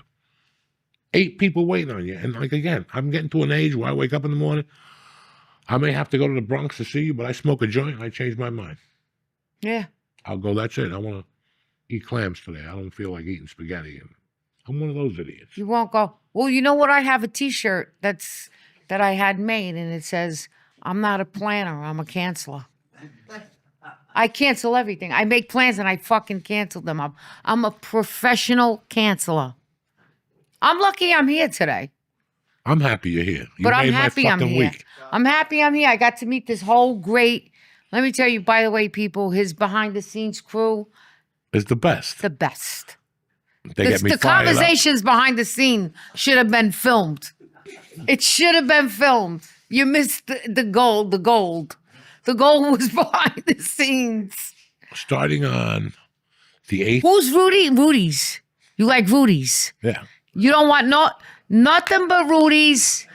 You want no frills, in and out, no small talk. I want to eat. I want to be in and out. I told you. And you only want his chicken cutlets. Listen. Your chicken cutlets. In today's- Your chicken cutlets are not. Oh my God, the best. Listen, in today's world, I want you to think where you came from and where you are today. All we have is a little bit of loyalty. Yeah. But if we become these people that every time, oh my God, there's a new Nico open, it's great and something. I gotta go to Nico. You know what? Who gave you fucking food on the arm when you were broke that time? And that's what we've all forgotten. Everybody forgets. Everybody wants. We don't eat there. We eat at Angelina's in Staten Island. Run of water and all. Leave me the fuck alone. We all grew up. We have one place. That's all you have. Keep it simple. This fucking jerk off goes to a pizza place, and all these saps run after him. Dave Whoa. Portnoy, a skinny fucking Irish kid from Boston. Dave Portnoy. I've never seen a society of such suckers. Because the East Coast is made of great pizza. We don't, there's so much good pizza now Right. that if you make bad pizza, you get ousted. So everybody has a different flair to it. Yeah. So for you to tell me that you're going to drive 2 hours to get a slice of pizza, something like that, it just doesn't work for me. Yeah. You grew up eating Well, you're not into the trends. No. And you're not into the gurus, and you're not into follower the follower. Because this is Follow the follower. This is who got us to the dance. Now you want to be Johnny Bananas and be better.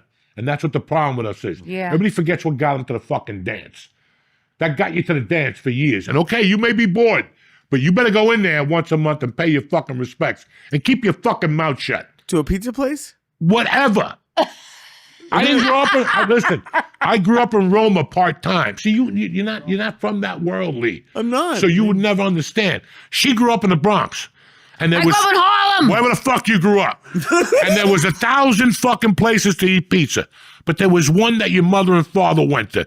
And you went there every day. And you went in there after school. And Mr. Nicky, whatever, he gave you a slice, he gave you an Italian ice. Your whole life was in there. Okay. Until you went away to college. Okay. And when you went to college, no matter where the fuck you went to college, you kept saying, man, I can't wait to go home to get a slice of that fucking pizza, okay? And you went back home and you got that pizza. Yeah. But now you moved to Asbury Park, you know, I like the Sicilian with the whatever. Leave me the fuck alone. Leave me the fuck alone. I get it, but every time you come up, pay your fucking respects. Pay your fucking respects. We grew up in that fucking place. What the fuck is wrong with people? Oh, so you feel like people are jumping ship? All the time. All the fucking time. Jumping ship. All the time. To the hottest restaurant to impress somebody. Oh, we went to Lola's and, you know. Yeah. Shut the fuck up. Yeah, I get. Shut the fuck up. I get what you're saying. Shut the fuck. I just moved from LA where there's no loyalty. 20 years I sat there. No loyalty. Nobody. Oh, we went to only. Bro, you're from fucking Jersey. Why are you eating that shit? Oh, because it was good or because No, because this one said so. the forces of B, or what is it? Let's tap into what the fuck you're doing. You're not one of these fucking Americans. Why are you acting like them? For 30 years, these Americans fucked you in the ass. Now you want to be like them. Shut that. You eat their lunch. You fucking tell them where they're going to eat, you motherfuckers. I'm not going there. I don't care where you 11 people are going. And that shit ends. That shit ends. You have to have something. You have to stand for something, man. And that shit pisses me the fuck off. Well, you know what it is? it And is? it's a simple thing. You're probably saying... Swipe left. Swipe left. Swipe. There's always something new. Swipe People left. at home right now going, what the fuck is wrong with him? He's a grown man. But you don't know where the fuck I'm coming from. Where I'm coming from is you have to have something. Yeah. Just a little bit of fucking loyalty. Just a little bit. You want to die with just, in this fucking rotten world. And it's a loyalty, not to Twitter. Yeah. I'm loyal to Instagram. You got to be loyal to something. We grew up in this place, man. The fuck is wrong with you? Yeah, but it's the swipe left syndrome. Oh, my God. Everybody Because there's always something new. You're talking about social media. If you go on social media, there's always a influencer going to a new place where the line's around the corner and everybody's got to get in what they can't have. If there's a line, they want it. If there's no line, it must not be that good. But think about this. You're making a good point because years ago, the best places like, say, Rayo's or, say, Patsy's Pizza, when I was growing up, there wasn't any line. It was just a good place on the DL, but they did a great business. They had the loyal, you're talking about, neighborhood people, supported them, and that was it. And that's all we needed. We were happy. You went in, you got a good meal, you went home. No bells and whistles, right? Now, swipe left, go on social media. The next influencer who you like is telling you, it's like bing, bing, bing, bing, bing, bing. It's like a pinball machine. Go here, go there, go there, go there for the best donut. Go there for the best donut. I found the best donut in New York City. They're gluten-free. These influencers are brainwashing everybody. We can't have a moment of silence. And I understand. We can't have a moment of silence. brainwash Hudson County people. We can't have Okay? a moment of silence. We were raised a little differently. You can't brainwash Bronx people. You can't brainwash old school Brooklyn people. That's the fucking problem. Okay? When we're set on something, because we were raised, listen, I'm just a stupid fucking felon spick, but let me tell you an interesting story while we're here, all of us. David Chase wrote a beautiful show called The Sopranos, and he made you the wife of the guy who owned it, partner, Artie Bucco. Artie Bucco. Do you remember on that show how many times you had regulars that came in every week?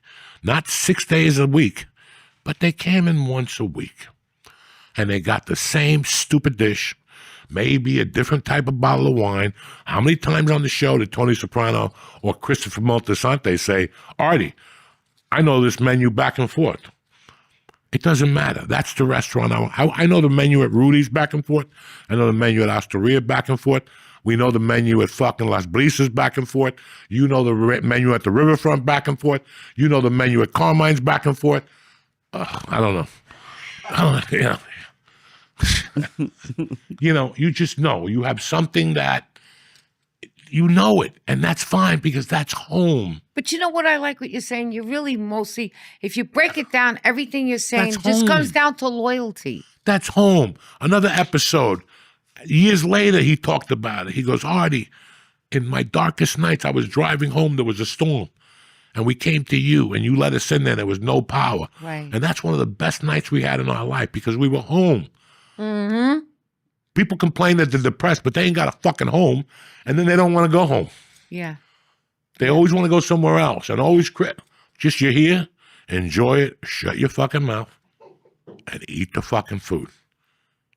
Don't drop any fucking Italian names on me, so help me God, I'll hit you with this bottle of vinegar right to the fucking skull. Don't mention who's better. I don't want to hear it, because right now, at this moment, That's right. it's like the homeless guy you said Yeah. today.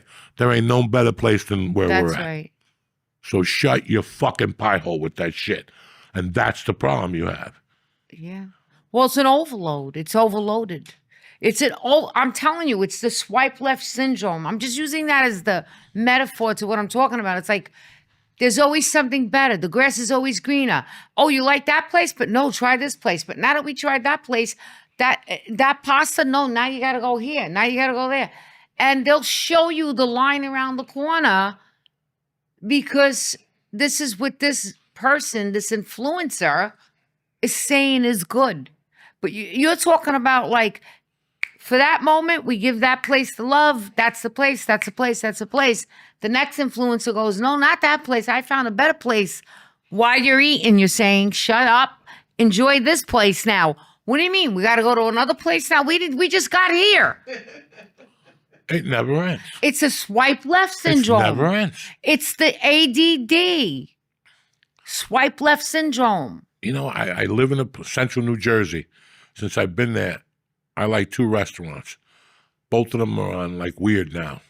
They've opened up all these restaurants, but last December or December before that, they opened up a Mexican restaurant that people were having car accidents pulling into. Huh? It was insane. Parking lot, they had cars on top of cars. They had to use the parking lot to the fucking other businesses at night. I never stepped in there. I won't go to those places. When they're hopping like that in the beginning, they're all saps. Because they go in there under the ether. They're under the ether. Yeah. They go in there.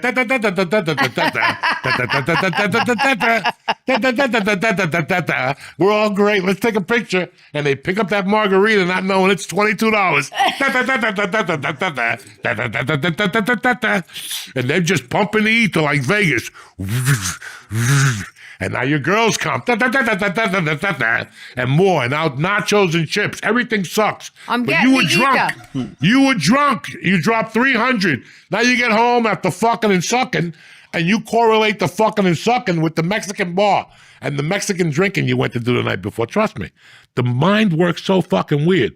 So you can't wait to go in there again. Then you go in there one night without your girlfriend when you're sober and see if it everything sucks dick, okay? There's no So that's ether. I get the ether now. Now you get the ether? I get it. They suck you right in.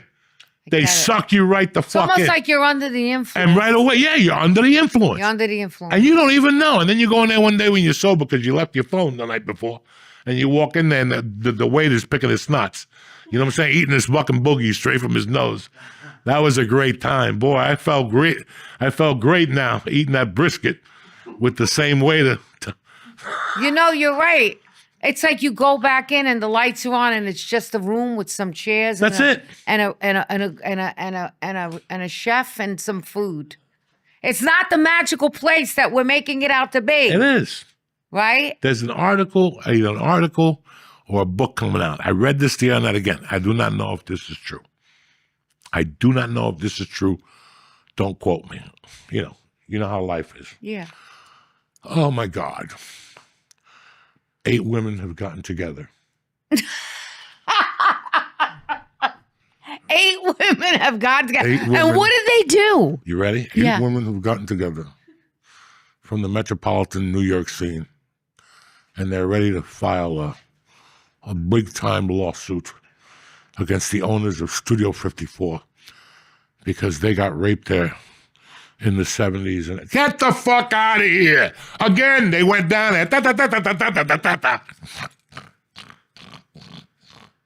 Quaalude, Quaalude, Quaalude. Mick Jagger walked in, they sucked his dick, and they remembered it during the pandemic. Like everybody else did. Remember during the pandemic? Everybody remembered who raped them?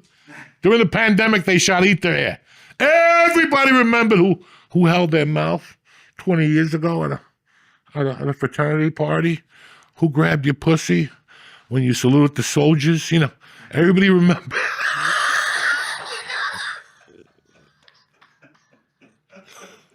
I read this the other day, and it was very interesting. It was very interesting that a woman would wait 50 fucking years.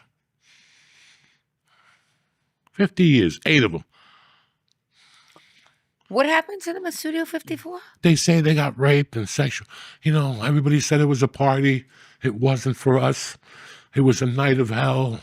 Steve Lubell took us in a room and whipped us and made us snort coke off his dick. It was horrible. You know, that type of shit. Okay? So for the 2,000 people who went there and said it was the best night of their lives and they did coke, I mean, Bing Crosby was in there. Paul Castellano was in there. Frank Sinatra was in there.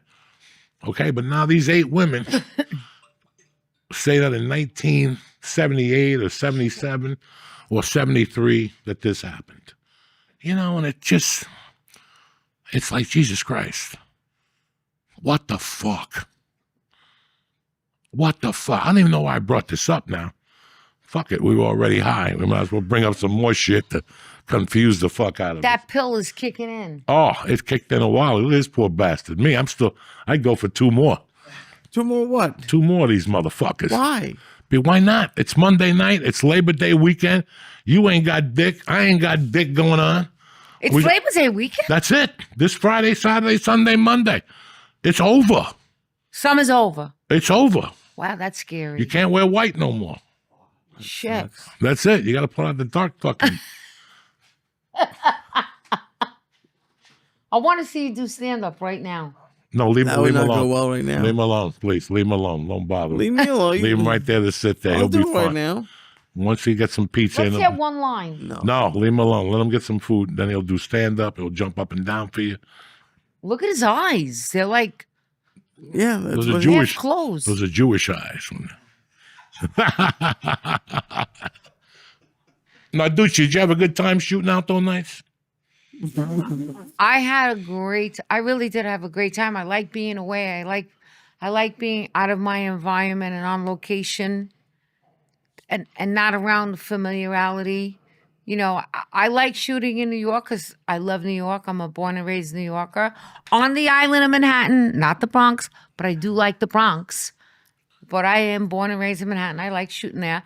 But I like getting away to shoot films. I like being away on location because then you're not around familiar faces and places. And I feel like when I'm at that point, my imagination is on a much higher level. Anyway, imagination. Let me ask you something. Go ahead. You ever walk into one of these hotels, you go to your room, You put your shit on the bed and you go, how the fuck did I get here? When you're working? Yeah, like when I check into the hotel and they're like, "Hi, Mr. Diaz, welcome. We have a basket for you." And you're like, "These motherfuckers don't know 10 years I was robbing these baskets." You know what I'm saying? They're like, "We got a basket for you. Welcome." The movie welcomes you, and then you go to your room and you sit down.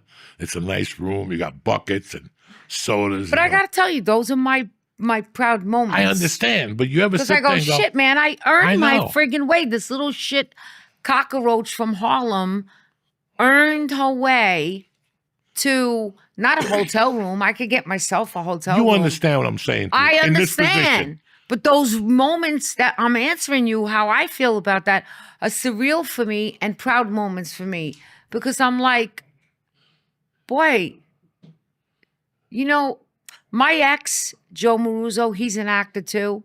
He said to me, Kat, every now and then, every night, my therapist told me, when you're feeling really bad about yourself at night, when you're alone and you're about to get in bed, you give yourself a pat on your own pat. Like literally, you go like this. You did good today, kid. You did good today, Kat. You give yourself a pat. You tell yourself you did good. When I walk into a hotel room on location and I go, it's not about, oh, I'm in a hotel room. It could be a shithole hotel room and I could be doing an independent film for $100 a day in Massachusetts. But I still have the same feeling I have as if I walked into a hotel on a studio film in Hawaii, that you believed in yourself enough and you did the work to get here. And you're here and you did something good. That's something good. That's the one time I give myself credit and go, don't be hard on yourself. You did something good. Give yourself the pat on the back at the end of the night and say, you did good, Kat. You did good, kid. And I do. I go like that to myself. And I always took that to heart what Joe told me. And when I check into the hotel, wherever it may be, for a job specifically, it's better feeling than when I'm on a vacation with family or friends, because I earned that and I worked so hard for that. Thank you. Now you know why I don't like fucking vacations. I don't. Like we were talking, like that's a different story. But I earned it. You earned it. I earned that earned fucking Thank room. you. I earned this place. I earned my place here. I earned welcome, Miss Narducci. We have a room for you. Thank you. I earned that. It didn't come overnight. I earned that. You know, from my fucking poor beginnings to where I am now. You did good, Kat. Today you're doing good. Tomorrow you might not be. When the movie's over, you could be out of work again. Right now, you're checking in to do another movie you earned. You got anything coming up? You've been working lately?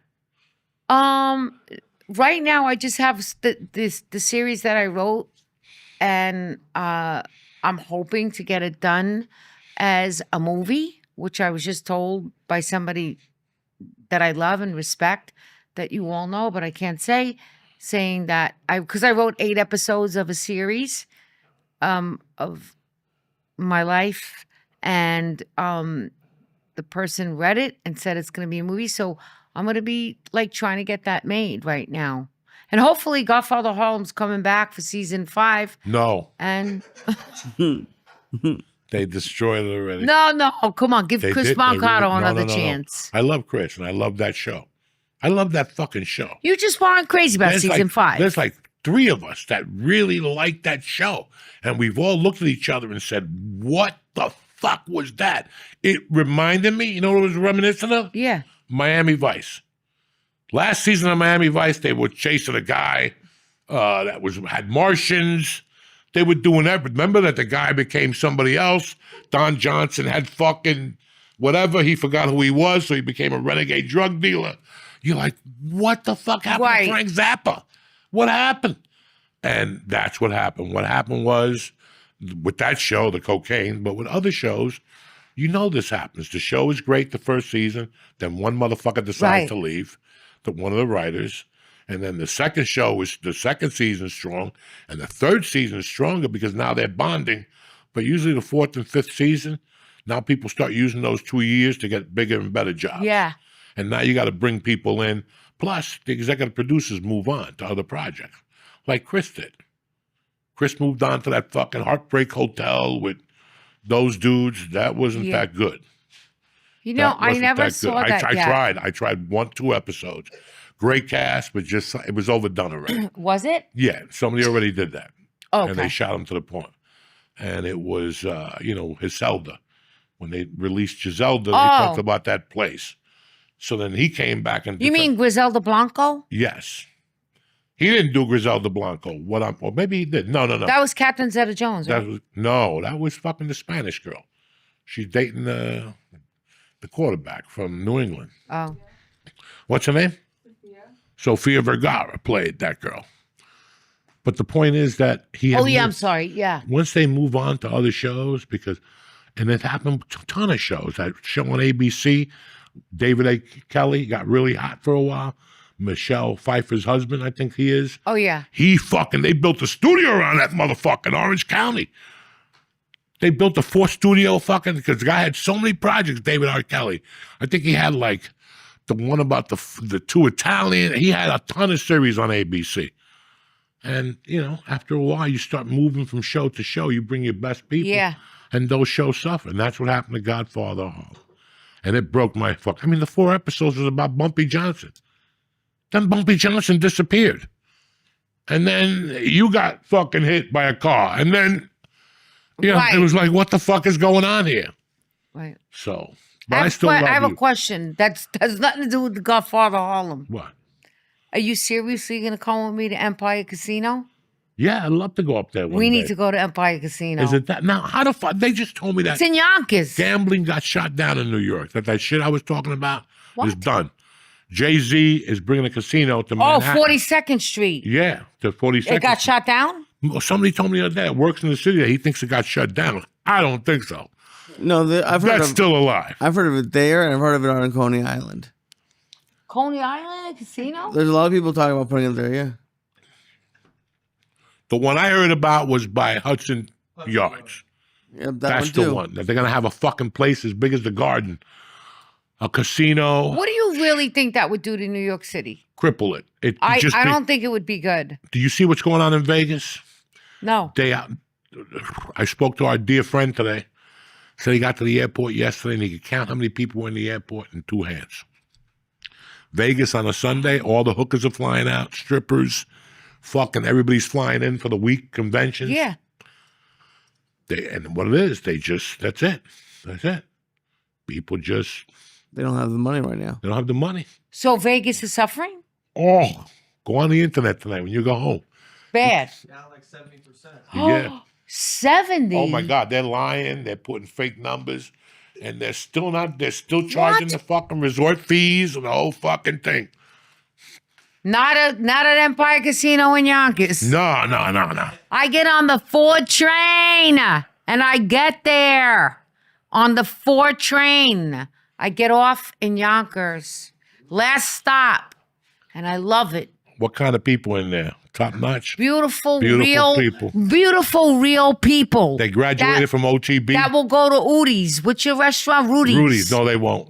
They'll all go to Rudy's. What did I say to you? So it's like OTB. It's definitely a rough crowd. There was nothing.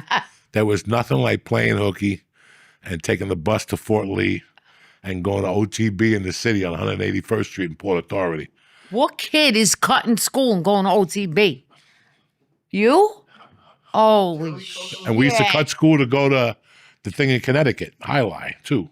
What's One of the that? football coaches. We'd have to drive him up to Connecticut and he'd give us $25.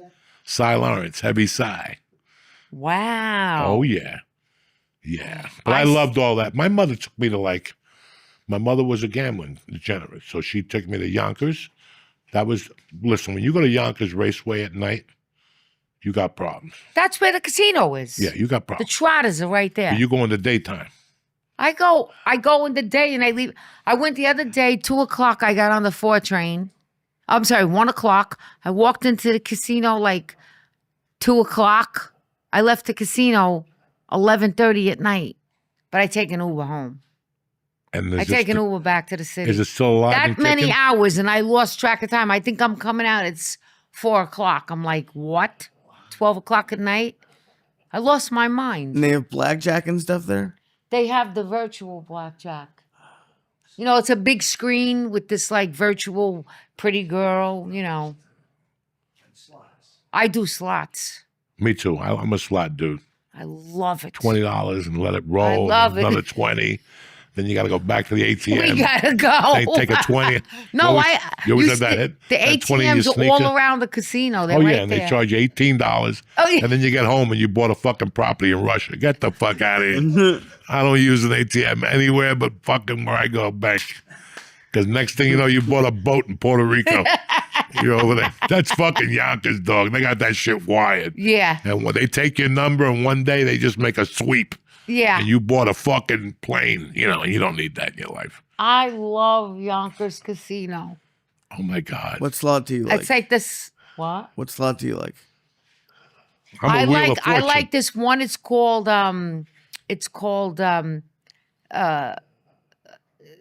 what is it? Mayan Chiefs.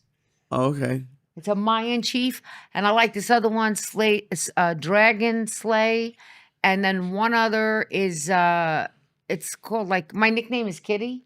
Okay. Some people call me Kitty, and I like the kitty cat. It's like a cat that comes. If you hit it, the cat comes out, meow meow, goes around and drops the money. Dude, there's people. It drops the money. It's like a whole fucking movie I'm watching. It drops the money, it waves to you, and I'm like, Kitty. I love it. There's people who like live stream themselves playing slots at casinos. I would pay to watch you play this, like, because do you like smack the screen? Oh, I punch it. Yeah. Oh, I knew it. Yeah. I shake it. Yeah. I love it. I love people, and like, oh, how do you pick a machine? I love gambling. How many of those pills did you take? Not enough. Not enough. Trust me. He needs 2 more like me. Want to go to casino right now? Yeah, take him. Sure. Take him. He got nothing going on tomorrow. Other than this, He'll be fine. I got to tell you, the ferry coming here was unbelievable. You know, it's crazy. You say you're bored. What could we do? You either go out to eat, you go to a movie. I go to galleries because I'm an artist and I like to look at art. That's always good for me. It may not be good for everybody. I like that. You go to a movie, but then you think about the other things that you don't do. Taking the ferry here, now that's just that ferry, New York to Weehawken, right? Nice. Okay. But you can just get on the ferry. There's like $10 ferries that go around the city. That's such a nice thing to do on a beautiful day. On a beautiful day. It cleared my head from here to the city. What was it? 15 minutes? Eat one of those edibles and get on Wow. the ferry. It'll really clear your fucking head. Yeah. You think you're Gilligan out there, you end up... I'd rather have a little, what do they call them? Little baseball bat. a You know, joint. the pre-roll. Yeah, the pre-roll. I like a nice little pre-roll. All right. But I like indica. There should be something in the drawer. I for don't you. like So when you get back on the... sativa. No, I'll take an Uber on the way. because I'm already hyper. Sativa makes me more hyper. I like indica. I can tell you're already hyper. I'm hyper in this bitch. Catherine, I'm happy that you came over tonight. That was great. Me too. We had a good time. You look beautiful as usual. Thank you. You're still a fucking savage. I congratulate you Thank you. on everything, especially Alto Nights. I really liked it. Thank He gives all his money to the putans. Ask him. And Lee, what's going on with you this week? August 30th, I'm at the barbershop, DV Barbershop in Hoboken again for 2 shows. Oh shit! Look at you. Yep. And I'll be at the open mic Wednesday. Thursday we got the bucket, and tickets go on sale tomorrow for Parks Casino the night before Thanksgiving. Oh, shit. That's always a good fucking night. Oh, that's the best That's night. the best night ever. Different lineup, different crew. Come on down. You can gamble. Man, Wait, where could I gamble and see you? Parks Casino in Philadelphia. Where? In Bethesda. Is it a good Salem. casino? Bethesda, whatever the fuck it is. I don't know. Yeah, we No, just Ben did this Salem. last week. I'll pick you up. We'll drive you down. Oh shit! He's got the Tesla, so be careful. He's got the computer in the front seat and shit. Does it drive by itself? Yeah. Anyway, I love you, Catherine Lee. I love you to death. Love you, buddy. And tickets also went on sale for November 8th in D.C., I think, and December 5th in Virginia. I don't know. I don't even have a webpage. Just We're in Maryland and Virginia. One in November, one in December. yeah, and then but we're in Florida next week, and that's all that matters. September 6th, Hard Rock Live. Friday night, it's Casey and the Sunshine Band. You know what I'm saying? Do So a we'll little dance. take a little Make it love. Get down tonight. Bring the fucking Get down Quaaludes. tonight. Bring whatever you got. Glue. I don't give a fuck. It's KC. He's only got 2 songs. You'll be jumping up and down for an hour. What's the other one? Cause I'm your boogeyman. Oh yeah, Boogeyman. So he'll do like a trio. Boogeyman, something else. Like he'll do this is a new song. Listen, KC, don't play no new songs, all right? Coke ain't even the same anymore. You got one song, just stick to it for an hour. Do a little dance, make a little love, let's down tonight. Come on, keep going. Keep going, KC. Just run the same shit. That's it. I love you, motherfuckers.